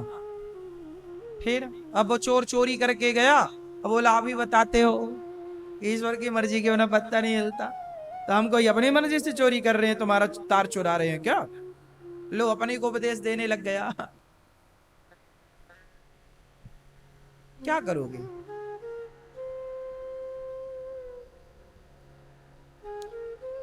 किससे लड़ें? फिर हम लोग मान लेते हैं कि ईश्वर की मर्जी के बिना पत्ता नहीं हिलता। ठीक है भैया, चलो हम तो अपना मान लेंगे और हमें तो कोई दिक्कत नहीं है, पर तुम तो पाप के भागी बन जाओगे ना यदि गलत करोगे तो। ईश्वर की मर्जी के बिना पत्ता नहीं हिलता, ये बात 100% सही है। लेकिन शास्त्रों में यदि ये बात लिखी है कि ईश्वर की मर्जी के बिना पत्ता नहीं हिलता, तो शास्त्रों में यह भी लिखा है कि चोरी करना पाप है। शास्त्रों में यह भी तो लिखा है कि झूठ बोलना। फिर आपने एक बात तो मान ली कि पत्ता नहीं हिल रहा, तो आपने ये बात क्यों नहीं मानी कि चोरी करना पाप है, झूठ बोलना पाप है, बेईमानी करना पाप है, छल करना पाप है, कपट करना पाप है, पराई नारी को गलत दृष्टि से देखना पाप है। ये सब तो पढ़ो, फिर शास्त्रों का पूरा ज्ञान होगा, तब फिर बात बनेगी। अब तुम्हें ज्ञान पूरा है नहीं, बस एक बात पकड़ के क्या कर लोगे? इससे तुम्हारा पाप कट ना जाएगा। अवश्यमेव भोक्तव्यम, अवश्य भोगना पड़ेगा। बोलो हाँ कि ना? तो मेरी मां, इसलिए सुखदेव जी बोले इंद्र आप इस कथा के अधिकारी नहीं है। सोचिए, भागवत सुनने के अधिकारी देवताओं के राजा भी नहीं है। जो भागवत देवताओं के राजा को दुर्लभ है, वो भागवत हम मनुष्यों के लिए सुलभ है। भागवत सुनने का अधिकारी कौन? जिसके मन में श्रद्धा है, भक्ति है, प्रेम है, वो भागवत सुने। जिसके भीतर श्रद्धा नहीं, भक्ति नहीं, प्रेम नहीं, वो भागवत सुनने का अधिकारी नहीं है। 7 दिन यहां से हम जो बात बताएंगे, जो ज्ञान देंगे, उस ज्ञान के सभी लोग थोड़ी अधिकारी हो जाएंगे। बोलो हाँ। आप में श्रद्धा है तो आप अधिकारी हैं। आप में भगवान से प्रेम है, प्रेम के अश्रु बहते हैं, तो आप इस ज्ञान के अधिकारी हैं। वरना ऐसे थोड़ी सब अधिकारी हो जाते हैं मेरी मां सब ज्ञान के। क्यों, बात समझ में आई कि नहीं? चलो, देवताओं को नहीं सुनाई भागवत जी। देवताओं ने तराजू बांधी, भागवत जी का पलड़ा अब भारी था, तब इंद्र ने भागवत जी को प्रणाम किया। भागवत से भगवान प्रकट हो गए। जो भागवत सुनता है, मतलब आपको ईश्वर ने चुन लिया है। इसलिए यहां जितने पोथी पाठ कराने वाले भक्त आए, आपने भागवत नहीं सुनी, भगवान ने आपको चुना है इस काम के लिए कि चलो वृंदावन आओ और आप ये सुंदर आयोजन कराओ। आपने भागवत सुनी तो भगवान ने आपको चुना, आपने भागवत सुना तो भगवान ने आपको चुना। और सच बताएं तो जब भगवान ने आपको चुना, इसलिए आपने भागवत सुना, तब आपने चुना है ईश्वर ने, तब ना आप सुन रहे हैं। चुना नहीं होता, जितनों को चुना उनको यहां बिठा रखा है भगवान ने, धाम में बुला रखा है। आप वृंदावन कैसे आते हो? पैसे खर्च करके लोग आ जाएं तो सब आ जाएं, जब तक बुलावा बिहारी जी का, राधा रानी का नहीं जाता, तब तक इस धरती पे कोई आता नहीं है। बिहारी जी की महफिल को बिहारी जी सजाते हैं, और वृंदावन वही आते हैं जिन्हें बिहारी जी बुलाते हैं। आपको बुलाए, आप चले आए। जो टीवी पर सुन रहे हैं, आप पर भी कृपा है कि आप भी नहीं आ पाए, तो कम से कम वृंदावन की बातें आप घर बैठे टीवी पर भागवत जी सुन रहे हैं। लेकिन आप भी सुन रहे हैं तो मुझे विश्वास है कि आपको भी भगवान देख रहे हैं, जल्दी बुलाएंगे, आओ, आते रहिएगा। प्रिय भक्तों, ये भागवत भक्ति महारानी एक बार उदास बैठी। नारद जी बोले, देवी कौन? नारद जी ना सारे तीर्थों में गए शांति पाने, भक्ति को उदास वृंदावन में देखा। कौन हो देवी? अहम भक्ति ऋतिख्याता मऊ में तनयऊ मतऊ। मैं भक्ति हूं, मेरे बेटे का नाम ज्ञान है, मेरे बेटे का नाम ये वैराग्य है। नारद जी बोले, तुम कथम, ये रो क्यों रही हो, परेशान क्यों, उदास क्यों? कहा, महाराज मेरे बच्चे बड़े परेशान हैं। कलयुग आ गया ना, कलयुग में भक्ति महारानी तो फिर भी सही है, कलयुग में भक्ति थोड़ी सी है, पर ज्ञान वैराग्य बेचारे परेशान है। कलयुग में ज्ञान नहीं है। अभी हमने थोड़ी देर पहले चर्चा ज्ञान की कि सबसे बड़ा धन है ज्ञान। कलयुग में ज्ञान नहीं, कलयुग में वैराग्य नहीं है। वैराग्य मीन्स त्याग। कलयुग में भक्ति है, आप लोग भक्ति करते हैं, लेकिन कलयुग में भक्ति के बेटे नहीं है। भक्ति के दो बेटे हैं, ज्ञान और भक्ति। ज्ञान विराग तो विवेको वर्धते महान। ज्ञान वैराग्य बड़े परेशान हैं। आज ज्ञान की कमी है, लड़ाई झगड़ा क्यों है, तलाक क्यों हो रहे हैं, रिश्ते काहे टूट रहे हैं? क्योंकि ज्ञान की कमी है। क्यों जी, बात सही? लोग गलत रास्ते पर क्यों चल रहे? शराब क्यों पी रहा है? हम तो नहीं पी रहे हैं शराब, आप तो नहीं पी रहे हैं शराब, कुछ लोग। क्यों? जिसे ज्ञान है वो शराब नहीं पिएगा, जिसे ज्ञान नहीं है शराब पिएगा। मांस क्यों खा रहा? मैं तो नहीं खाता, मुझे ज्ञान है कि किसी की हत्या करके अपना पेट भरना गलत है, मैं नहीं खाता मांस। जिसे ज्ञान नहीं है वो मांस खाता है। मुझे ज्ञान है कि पराई नारी को देखना पाप है, मैं उस ज्ञान पर चल रहा हूं। लेकिन आप में से बहुत लोग ऐसे होते हैं जो पराई नारियों को देखते हैं। अरे औरत जगह छोड़ो, लोग मंदिर भी जाते हैं तो मंदिर में भी जाके भगवान को कम देखते हैं, स्त्री पुरुषों को ज्यादा देखते हैं। मंदिरों में भी लोग मौका पाते ही भीड़ भाड़ में स्त्रियों को हाथ लगाते रहते हैं, उनके अलग अलग स्थानों पर। हाँ या ना? धक्का मुक्की का फायदा उठा के भीड़ भाड़ का मौका देख करके लोग क्या स्त्रियों को परेशान नहीं करते रहते? खड़े कहां हैं मंदिर में, हाथ कहां लगा रहे हैं? किसी स्त्री की छाती पर तो कहीं गुप्त अंगों पर। क्यों? क्योंकि वो खड़े भगवान के आगे हैं मंदिर में, पर उन्हें पता नहीं है कि मंदिर में खड़े होने की मर्यादा क्या है, भगवान क्या है, विषयों पे कंट्रोल कैसे करना है, पराई नारी को किस दृष्टि से देखना। ये ज्ञान ना होने के कारण आज के लड़के लड़कियों को गलत तरीके से देखते हैं। बोलते चौराहे पे बैठ जाएंगे, कोई लड़की निकलेगी बोल देंगे कुछ भी। हर लड़की इस स्थान से गुजरती ना, आप जब लड़की हो गली से गुजरती हो तो लड़के कुछ भी बोलते हैं। ये लड़के कौन है? ज्ञानी होते, समझदार होते तो ऐसे शब्दों का प्रयोग क्यों करते? आज पूरा खेल क्यों बिगड़ा है? ज्ञान की कमी से। मैं तो किसी बहन बेटी को गलत तरीके से नहीं देखता, ना गलत तरीके से बोलता हूं। क्यों नहीं बोलता? मुझे ज्ञान है इस बात का कि पराई बहन बेटी को गलत देखा, रावण ने नाश हो गया, मैं देखूंगा तो मेरा नाश हो जाएगा। मैं क्यों नाश कराऊं अपना? क्यों? मैं रावण क्यों बनूं? मैं राम के रास्ते पर चलूं ना, कि राम ने भी तो सूप न खाई थी, बोल रही थी शादी कर लो, ऑफर दे रही थी, राम ने तो नहीं देखा उस नारी की तरफ। तो मैं राम के रास्ते पर चलूं, रावण के रास्ते पर क्यों चलूं? आज रावण के रास्ते पर चलने वाले लोग ज्यादा हैं, राम के रास्ते पर चलने वाले लोग कम हैं। राम के रास्ते पर चलने वाले हो जाएं, अरे तो व्यवस्था बन ना जाए, फिर कोई लड़की परेशान क्यों हो? फिर किसी लड़की का भला राम जैसी विचारधारा होगी तो लड़कियों के बलात्कार क्यों होंगे? बलात्कार तो तब होते हैं ना जब विचारधारा रावण जैसी है। इसलिए पूरा खेल ज्ञान का। आज ज्ञान की कमी है समाज में।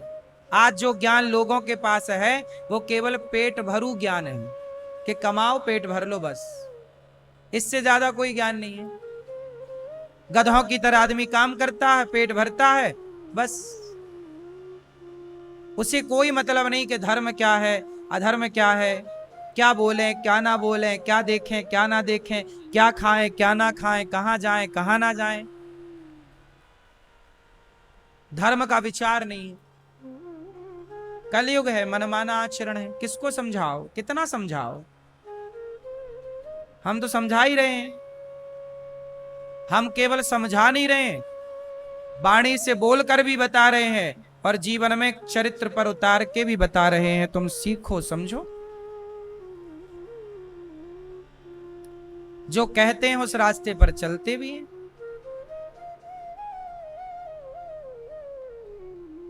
जीवन में ज्ञान धन सबसे बड़ा धन, इसलिए भक्ति के दो बेटे हैं, ज्ञान और वैराग्य। भक्ति अकेली काम नहीं करती, भक्ति भी हो और थोड़ा ज्ञान भी हो, वैराग्य भी हो। वैराग्य मतलब त्याग, एक टाइम बाद ज्यादा अटैचमेंट ना हो, मैं इसके बिना रह नहीं। अब जैसे कुछ लोग, मैं चाय के बिना नहीं रह सकता महाराज, चाय के बिना, मैं बीड़ी के बिना नहीं रह सकता महाराज, मैं गांजे के बिना नहीं रह सकता, मैं शराब के बिना नहीं रह सकता। ये सब क्या है?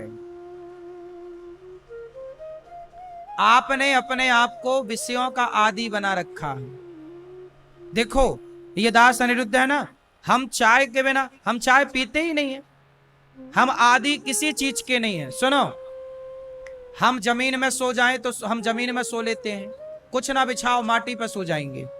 हमने अपने आप को गद्दे का आदी नहीं बनाया, हम माटी पर सो जाएंगे, हम पेड़ पर सो जाएंगे,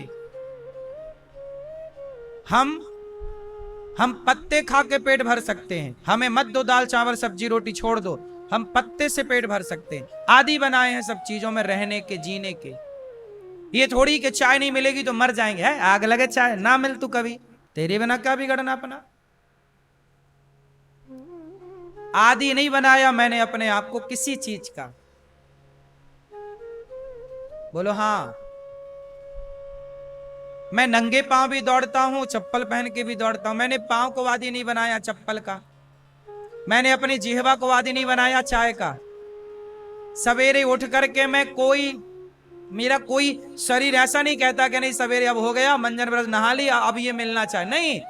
मुझे, मैं काढ़ा पीता हूं सवेरे, तुलसी का, गुड़ थोड़ा उसमें और दालचीनी इत्यादि, काढ़ा पीता हूं, वो मिल जाए तो पी लिया, उसका भी आदी नहीं हूं।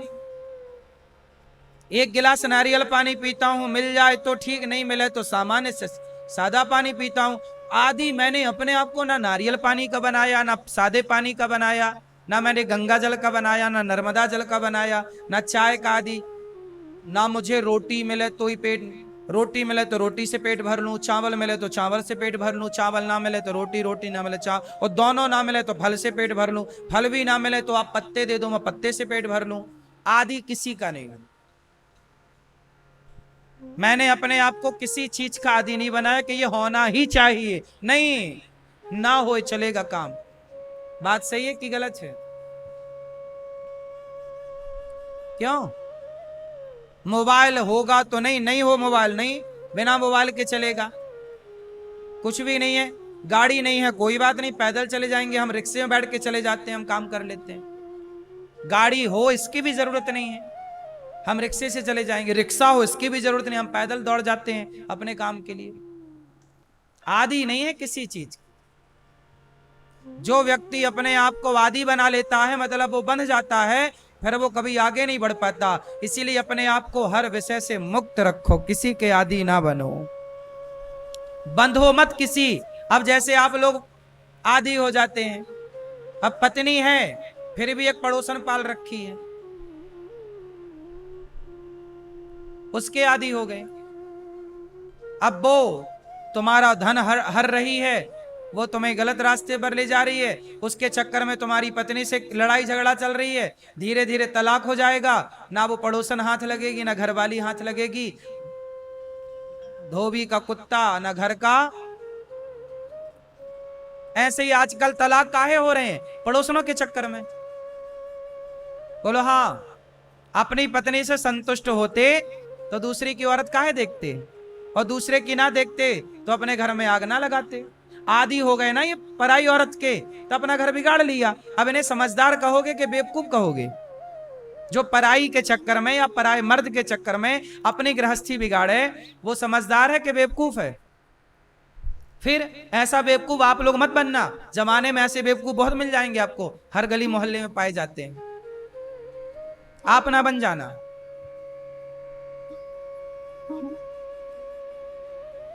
तो पूरा खेल ज्ञान का, ज्ञान के अभाव से सब प्रपंच होता है, सब कहानियां होती हैं।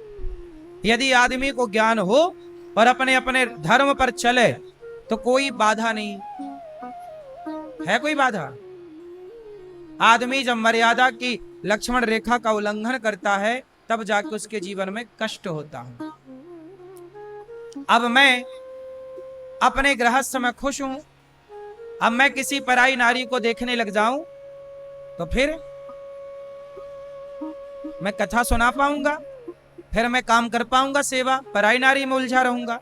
इसलिए जीवन में कभी अपने सिद्धांतों से समझौता नहीं करना चाहिए। एक पत्नी के सिवा, एक पति के सिवा, समाज की सेवा के सिवा और कोई काम नहीं। पैसे कमाओ, समाज की सेवा के लिए कमाओ, पत्नी पति खुश रहो, बच्चे संस्कारवान बना के समाज की सेवा में लगाओ, ये जीवन है। इसके बाद तो फिर आपकी आखिरी सांसें आ जाएंगी। इतना लंबा भी जीवन नहीं है कि तुम गुलाटी मारते रहो, सब खेल खेलते रहो। ये सब खेल तुम्हारे लिए बाधक है।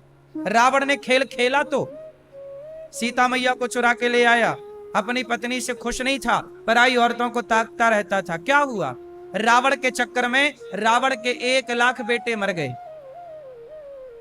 रावण के कितने बेटे मारे गए युद्ध में? बोलो। 1 लाख रावण के 1 लाख बेटा थे। 1 लाख पूत 1.25 लाख नाती, जिसके घर में दिया ना बाती। रावण मरा तो कोई चिता पे आग लगाने वाला नहीं बचा। हंसती खेलती लंका में आग लगवा ली रावण ने। काय के चक्कर में? पराई औरत के चक्कर में। इतनी सी अक्कल तुम्हारी नहीं है? तुम्हें इतनी सी बात समझ में नहीं आ रही है कि रावण जैसा लंका पति जो देवताओं पे कब्जा कर लेता था, बड़ा विद्वान था, पढ़ा लिखा था। तुम कितने पढ़े लिखे हो? रावण कितना अधिक पढ़ा लिखा था, लेकिन वो फिसल गया चरित्र से, और जब फिसला तो सर्वनाश हो गया। तुम किस खेत की मूली हो? तुम फिसलोगे बच जाओगे। इसलिए कंट्रोल, ज्ञान से, विवेक से अपने रास्ते पर ठीक ठीक चलो, पतित ना हो जाना, वरना इतिहास साक्षी है। दुर्योधन ने बुलाया था द्रौपदी को, सभा में उतरवा दिए कपड़े। मजा आ रहा ना दुर्योधन को? द्रौपदी के कपड़े उतारो, निर्वस्त्र करो, मेरी जांग में लाके बिठाओ। वाह, बड़ा मजा आ रहा दुर्योधन को पराई औरत को जांग में बिठाने में। क्या हुआ? सर्वनाश हो गया। क्या तुम लोग अंधे हो? आंखें हैं ना, तो देखो ना इन चीजों को कि दुर्योधन का नाश हो गया, रावण का सर्वनाश हो गया। तुम काहे पराई औरत के चक्कर में पड़े हो? तुम्हारा नाश ना हो जाएगा? ये सारी बातें, ये कथाएं नहीं है, ये दर्पण है, दर्पण। देखो, यदि तुमने इतिहास को देखकर नहीं देखा, नहीं सीखा, तो तुम्हारे जैसा मूर्ख कौन होगा? इतिहास पग पग में सिखा रहा है, समझा रहा है। नहीं समझो, नहीं सीखो, तो फिर दोष किसे देना है? भाग्य के नाम पे कब तक रहोगे? इसलिए एक गलत निर्णय आपका सारी जिंदगी रुलाएगा, और एक सही डिसीजन आपकी जय जयकार कराएगा। इसलिए हर गलत निर्णय लेने से बचो, हर गलत रास्ते पर चलने से बचो। अच्छे काम करो, अच्छे काम भी तो है जीवन में। देखो ये दास अनिरुद्ध, हम तो सारे अच्छे काम करने का प्रयास करते हैं। हम तो कोई गलत काम नहीं करते। हमारी समझ से, हमारी जितनी अक्ल बुद्धि है उस हिसाब से तो हम सबकी सेवा करने का प्रयास करते हैं। हम एक भी गलत काम करते हो तो आप लोग बताओ कि महाराज जी आप ये वाला गलत काम करते हो, बताओ, हम उसे सुधारेंगे।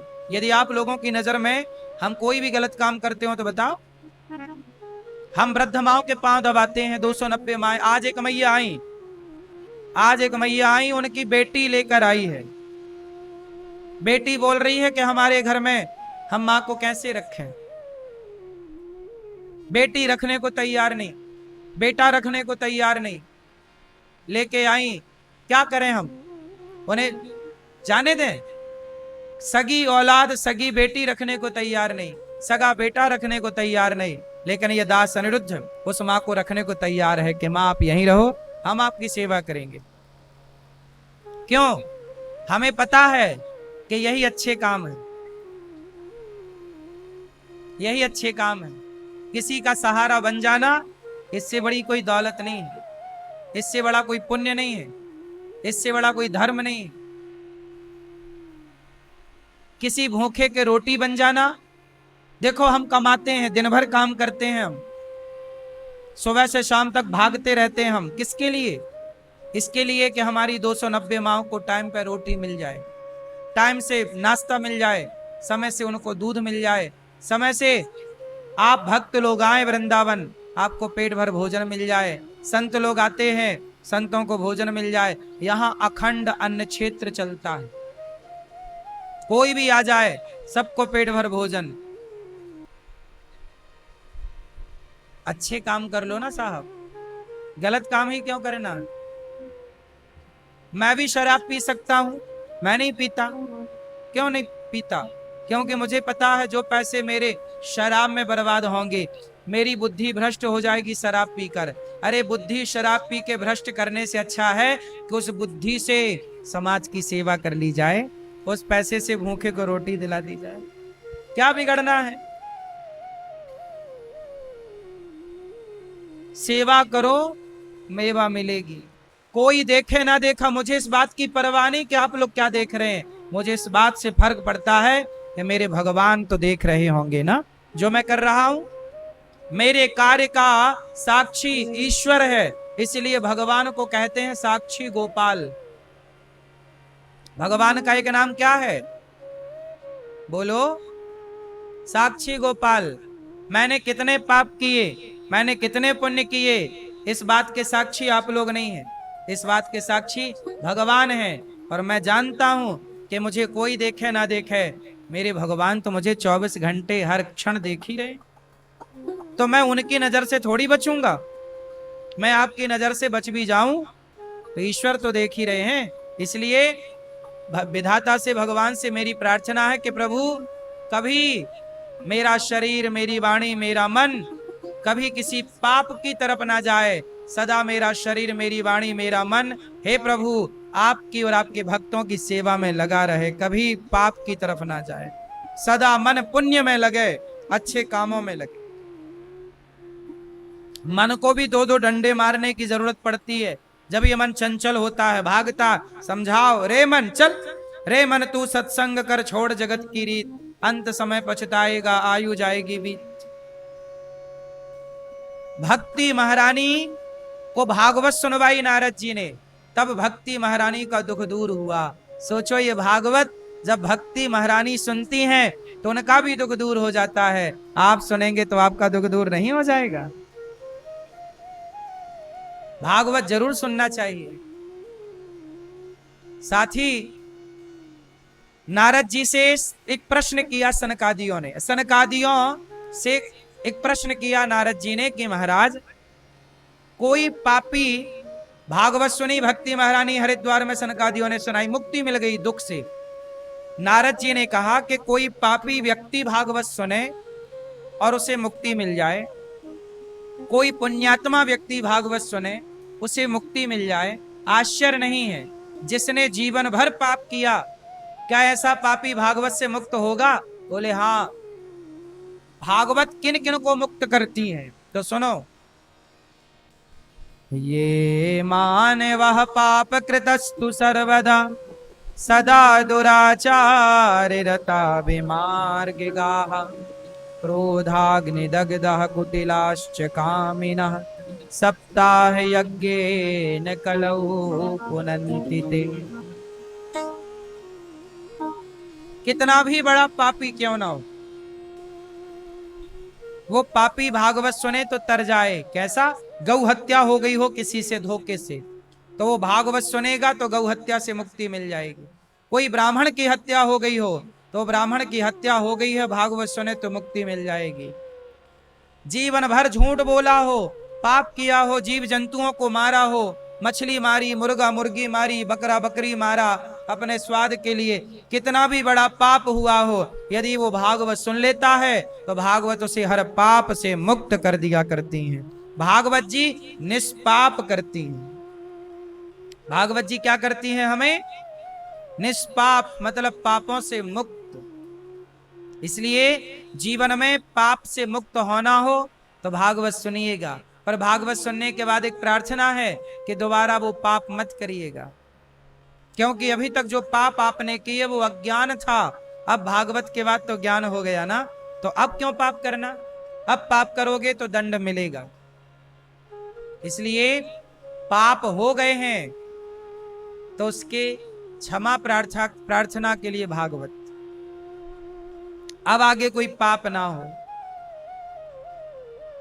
एक पापी, कोई पापी भागवत से तरा? बोले हाँ। एक पंडित जी थे आत्मदेव, उनका नाम, उनकी पत्नी का नाम धुंधली। आत्मदेव पुरे तस्मिन सर्व वेद विशारदा। एक बड़े ज्ञानी ब्राह्मण थे, पत्नी का नाम धुंधली था।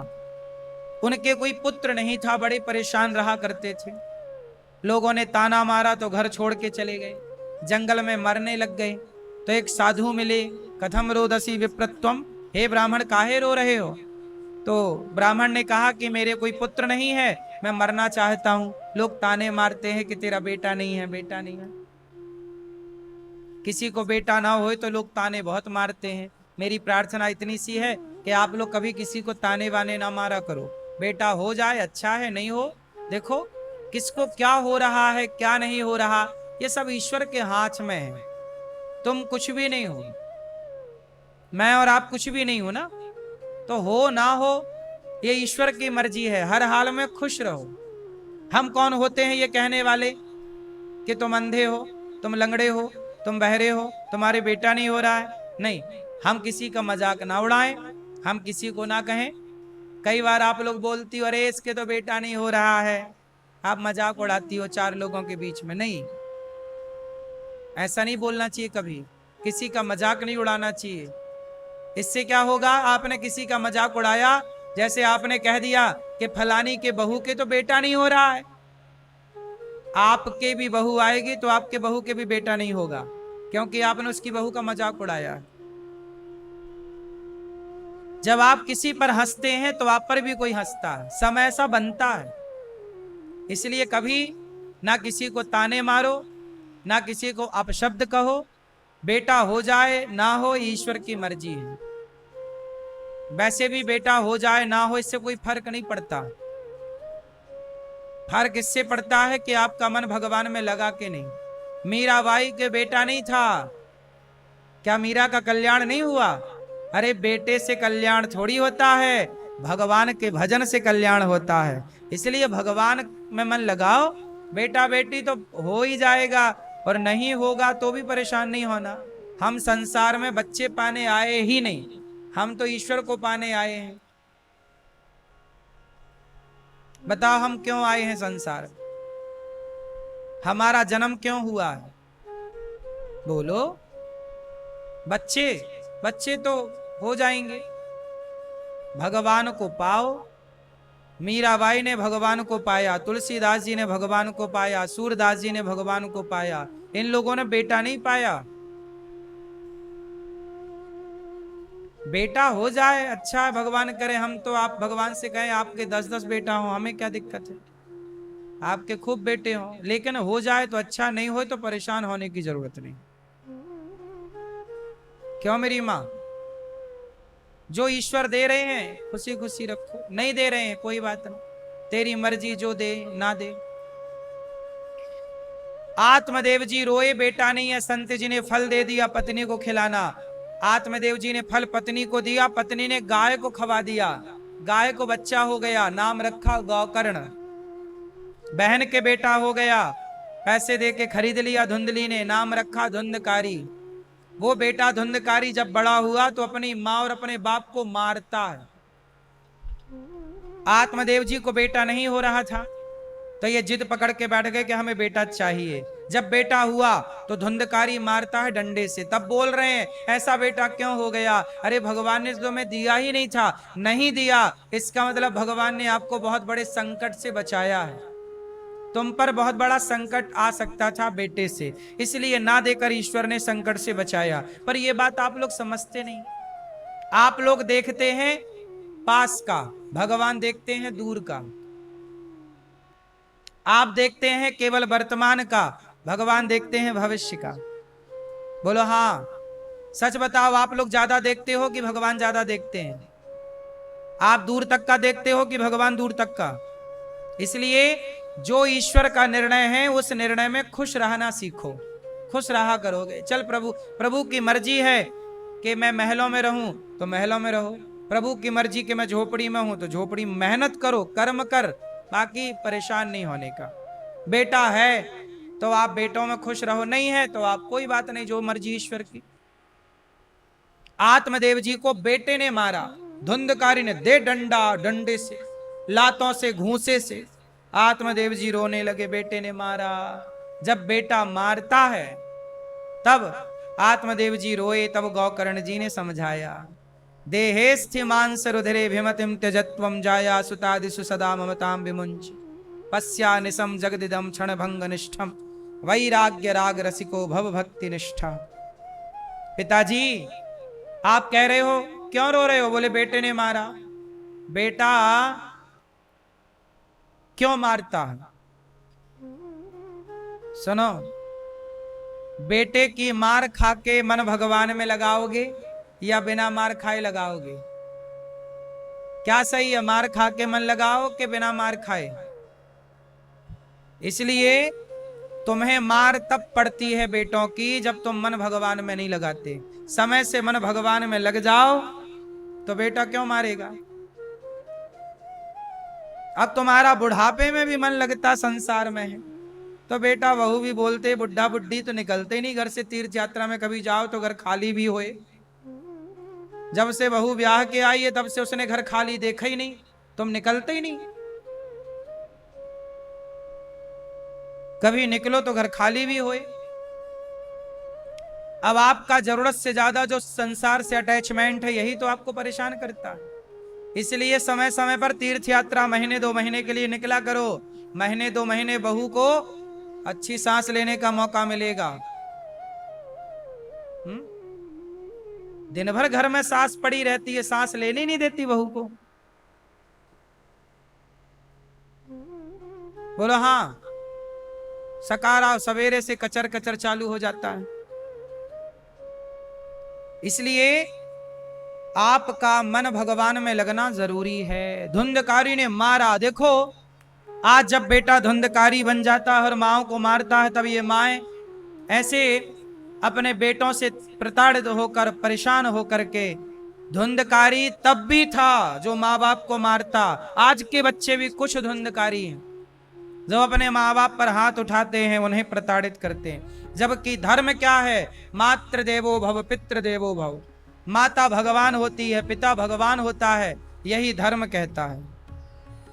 पर अपने माँ बाप को बच्चे मार मार के परेशान करते हैं। ऐसी बेसहारा माए जब अपने धुंधकारी ने बाप को मारा, बाप ने तो चलो भागवत सुना करके पाठ करके कल्याण किया, पर धुंधकारी ने जब माँ को मारा तो बेचारी माँ कुएं में कूद कर आत्महत्या कर लेती है।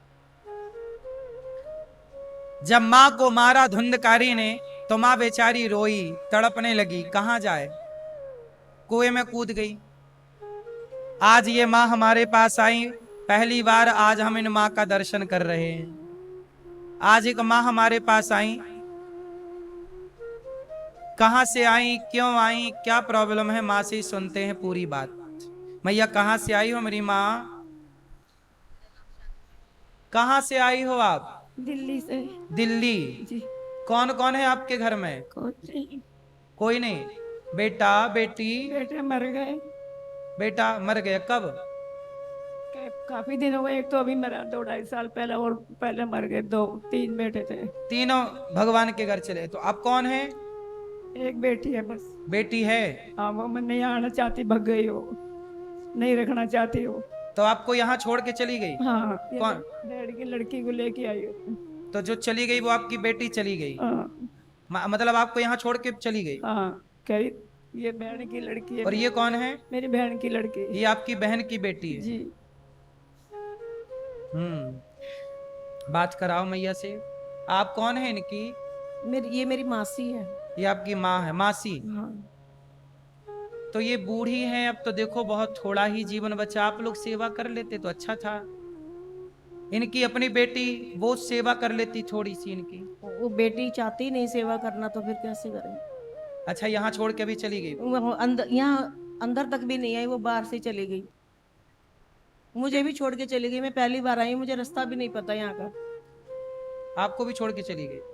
तो आप यहीं रहोगी अब कि जाओगी घर? मेरे को घर जाना दिल्ली, मेरे मेरे को अपना, लेकिन वो मेरे को भी छोड़ के चली गई। तो आप इनकी मासी, मतलब ये आपकी मासी हैं, हाँ। तो आप अपनी मासी की सेवा कर लेते ना आप लोग भी थोड़ा, एक एक दो दो महीने की। मेरी मेरी बहुत बीमार रहती हूँ मैं, मेरे से मेरी खुद की भी वो नहीं होती, लेकिन मैं ना, फिर मेरे को इतना बजट भी नहीं है मेरा कि जो मैं इसको भी रख पाऊँ। चलिए देखो, ये माँ की बेटी छोड़ के भाग गई। अब देखिए, जब बेटियां छोड़ छोड़ के भाग जाएंगी अपनी माँ को, तब ये माँ कहाँ जाएंगी? अब बताओ, ये बेसहारा माँ है। बेटे भगवान के घर चले गए, बेटी यहाँ गौरी गोपाल में छोड़ के भाग गई। अब इन माओ का कौन है? इन माओ के लिए ही ये दास अनिरुद्ध कार्य करता है कि बेसहाराओं का हम और आप सहारा बन सकें। यही ईश्वर की सेवा है।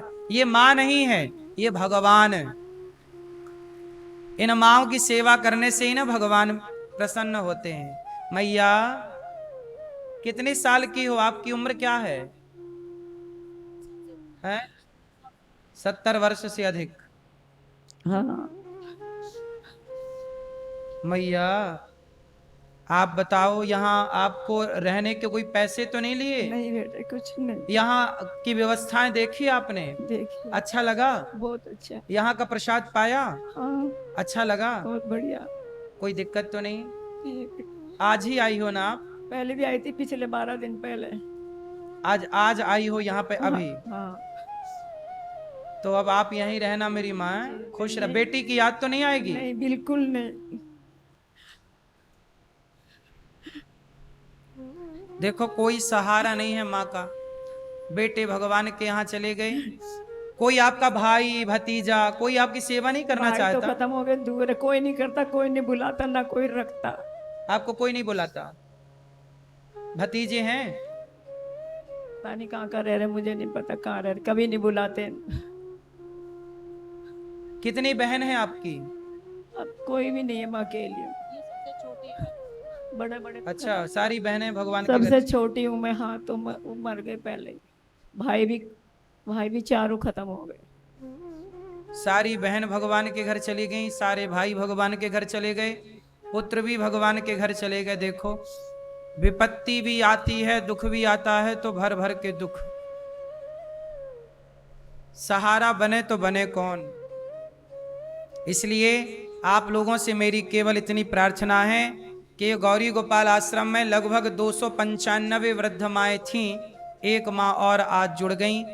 आप इन माँ के बेटा बन जाओ। आप इन माँ, इनकी अपनी बेटी तो भाग गई, लेकिन आप मत भाग जाना। आप इन माँ के बेटा बनकर, बेटी बनकर इन माँओं का साथ देना। अब 290 माएँ हैं, आप समझो ना कि इन माँओं के लिए रोटी तो लगेगी ही ना। अब रोटी कमाएगा कौन? मैं बिजनेस तो करता नहीं, व्यापार तो करता नहीं, मैं तो आप लोगों से भिक्षा मांग मांग कर ना इन माँओं की सेवा करता हूं। मेरा कोई बिजनेस व्यापार तो है नहीं। मैं तो केवल आप लोगों को भागवत सुनाता हूं और आप लोगों से भिक्षा मांगता हूं कि आप भी इन माँओं के बेटा बनो। एक माँ को आप रोटी दे दो। 290 माएँ हैं, 95 माएँ हैं, आप भी 290-95 माँओं को आज का भोजन दे दो कि आज का भोजन हमारी तरफ से माँओं को दिया जाएगा। आज रात्रि का दूध एक गिलास माँ को दूध मिलता है। आप देते हैं तो माँ को दूध मिल जाता है। दूध तो रोज देना ही पड़ता है ना। दवाइयाँ हैं बुढ़ापे में, किसी माँ की ये दवाई वो दवाई, खर्चे तो है ही ना। नाश्ता है, भोजन है। अब आप सोचो कि जिस घर में 290 माँ का भोजन बनेगा, कितना आलू लगेगा, कितना टमाटर लगेगा, कितना राशन पानी लगेगा। तो ये सारी चीजें आप सबके सहयोग से, आप भी एक माँ का, अब करने वाला एक ही ना बेटा है, ये दास अनिरुद्ध। आप सब बेटा बेटी बनकर साथ देंगे, तब ये भाई आपका, आपका बेटा ये कार्य करेगा। अब यहां इन माओ का कौन है बताओ? इनकी अपनी बेटियां तो भाग गईं। अब ये माँ को कल बीमारी लगेगी, भगवान ना करे कोई दिक्कत हो, तो दवाई तो हमें करानी पड़ेगी ना। हम कराते भी हैं दवाई, हॉस्पिटल भेज भेज के लाखों लाखों का, लगभग लाख रुपए का खर्चा रोज का है दवाइयों का। 290 माएँ मायने रखती है ना साहब। किसी माँ को आज ये दवाई, किसी माँ को ये दवाई। दवाइयाँ कितनी महंगी हैं आप सब जानते हैं। लाखों रुपए रोज का खर्चा केवल दवाइयों का है, लगभग लाखों रुपए। लोग अपनी जिम्मेदारी से तो भाग जाते हैं, लेकिन हम तो नहीं भाग सकते ना अपनी जिम्मेदारी से। हमें तो अपनी जिम्मेदारी पूरी करनी है, कार्य पूरा करना है। आप लोगों से बस इतनी सी प्रार्थना है कि आप भी इन माओ के बेटा जरूर बने, बेटी जरूर बने। एक माँ को आप गोद ले लो कि एक माँ को हम भोजन देंगे, एक माँ की सेवा, दवाई की, रहने की हम व्यवस्था करेंगे। माताओं के कमरे में एसी लग रही है, कुछ कमरों में लग गई, एसी चालू भी हो गई, कुछ कमरों में अभी बाकी ही है। आप एक कमरे में माओ के एसी लगवा सकते हैं, एक कमरा बनवा के माँ को दे सकते हैं। अब देखो ये माँ रोज कोई ना कोई माँ आती है, जगह तो उतनी ही है ना, कमरे बनवाने पड़ते हैं माओ के लिए। एक कमरा आप बनवा के माँ को दे सकते हैं, एक कमरे की छत आप डलवा सकते हैं। आप भी इन माओ के लिए जरूर सोचिए। आप जब भोजन किया करिए तो आप एक बार जरूर सोचा करिए कि आपके घर में तो आज चूल्हा जला है, पता नहीं गौरी गोपाल में चूल्हा जला होगा कि नहीं, क्योंकि आपकी एक वृद्ध माँ गौरी गोपाल में रहती हैं। तो यहाँ भी चूल्हा जले, वो आप सब सहयोग करेंगे तो जलेगा। यहाँ पर माताओं की सेवा के लिए आप लोग 290 माओ को भोजन जो आपसे बने। यहाँ पर संत भी आते हैं सवेरे सवेरे, सभी संतों को पेट भर भोजन मिलता है। आप भी संतों को भोजन बंटवा सकते हैं। एक दिन का अन्न क्षेत्र आप बंटवाएं। आज पूर्णिमा है, वैशाख मास की क्या है, पूर्णिमा। आज पूर्णिमा में आप प्रतिज्ञा लो, संकल्प लो कि आप भी साधु सेवा में, वृद्ध माओ में अपने हाथों को आगे बढ़ाएंगे और आप भी एक दिन का अन्न क्षेत्र बंटवाएंगे। आप भी अन्न क्षेत्र बंटवाएं, साधु संतों को आप भी भोजन दें, आप भी जो बन पड़े सहयोग करें। 1 लाख रोटियां रोज बनती हैं यहाँ पर, एक रोटी का आप साथ दे सकते हैं, एक साधु को आप भोजन करा सकते हैं। वृंदावन में फुटपाथ पे साधु संत सोते हैं, वो संतों को भोजन यही मिलता है 12 महीने। आप लोग अपने लिए कमाते हैं, अपने 4 लोगों के लिए, परिवार में 4-6 लोग होंगे आपके, उन्हीं के लिए कमाते हैं। लेकिन ये दास अनिरुद्ध हजारों साधु संत भोजन कर सकें इसलिए कमाता है, 290 वृद्ध माएं भोजन कर सकें, रह सकें अच्छे से, उनके लिए कमाता है। और आप अपने बेटे का, बेटी का जन्मदिन आए तो माओ के साथ, संतों के साथ मनाया करो, अन्न क्षेत्र बांटकर। यहाँ पर अखंड रसोई चलती है। आप में से कितने भक्तों ने प्रसादी पाई गौरी गोपाल जी की रसोई में? प्रसादी पाई सबने। देखो यहाँ लगभग 30,000 लोग नित्य प्रसाद पाते, सवेरे से शाम तक चालू है, 24 घंटे भोजन बढ़ता। आप लोग अपनी आंखों से देखना, जो हम कह रहे हैं, बताओ जो हम कह रहे हैं वो सही है या गलत है? दिन भर भोजन बढ़ता है कि नहीं? पूरे भारत में ऐसी कोई रसोई नहीं जो 24 घंटे खुली हो, कोई भी नहीं है। एक रसोई गौरी गोपाल जी की। सोचिए, ये सारा काम, इसलिए मुझे ये लगता है ना कि वृंदावन धाम भगवान का है, और भगवान के द्वार पर कोई आए तो यहाँ धाम से भूखा ना जाए। ये सबसे बड़ी सेवा मेरी माँ, सबसे बड़ी सेवा अन्न की सेवा है। आप भी अन्नदान करो।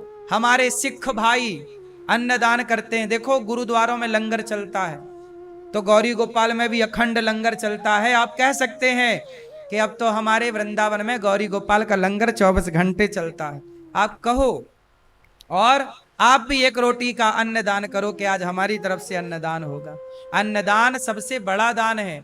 हम आपसे ये थोड़ी कहते हैं कि आप लाखों रुपए का दान करो, हम आपसे कहते हैं एक रोटी का साथ दो, एक साधु को, एक माँ को भोजन कराओ। आप 10 रुपए देने के लायक तो होंगे ना, 2 रुपए देने के लायक तो होंगे ना। आप जितना एक दिन का संपूर्ण रसोई बंटवाओ कि आज हमारी तरफ से रसोई होगी, आज सारी 30,000 लोग आज हमारी तरफ से खाएंगे। एक दिन की रसोई आप बंटवाओ जरा से सहयोग से, वरना आप जो आपसे बन पड़े। एक एक बूंद पानी डालने से ना घड़ा भर जाता है, ऐसे थोड़ा थोड़ा सहयोग करने से ये सेवाएं चलती रहती हैं। यहां पर आप रसोई बंटवाकर, यहाँ गौ सेवा होती है, 400 गौ माता है, आप गौदान कर सकते हैं। आज पूर्णिमा है, गौदान का संकल्प ले सकते हैं। गाय के लिए भूसे का साथ दे सकते हैं, भूसे का सीजन चल रहा, आप भी भूसा का दान कर सकते हैं, चारा का साथ दे सकते हैं। यहाँ पर गुरुकुल चलता है, 150 बच्चे पढ़ते हैं। देखो बच्चे भी यहाँ पढ़ते हैं 150। उन बच्चों को पढ़ाना लिखाना, उनका रहना खाना पढ़ना लिखना सब निःशुल्क। एक आपका भाई, एक आपका बेटा सब कुछ करना चाहता और सब करता है, बस आप साथ देते रहें। ईश्वर का साथ तो है, आप सबका आशीर्वाद और साथ चाहिए।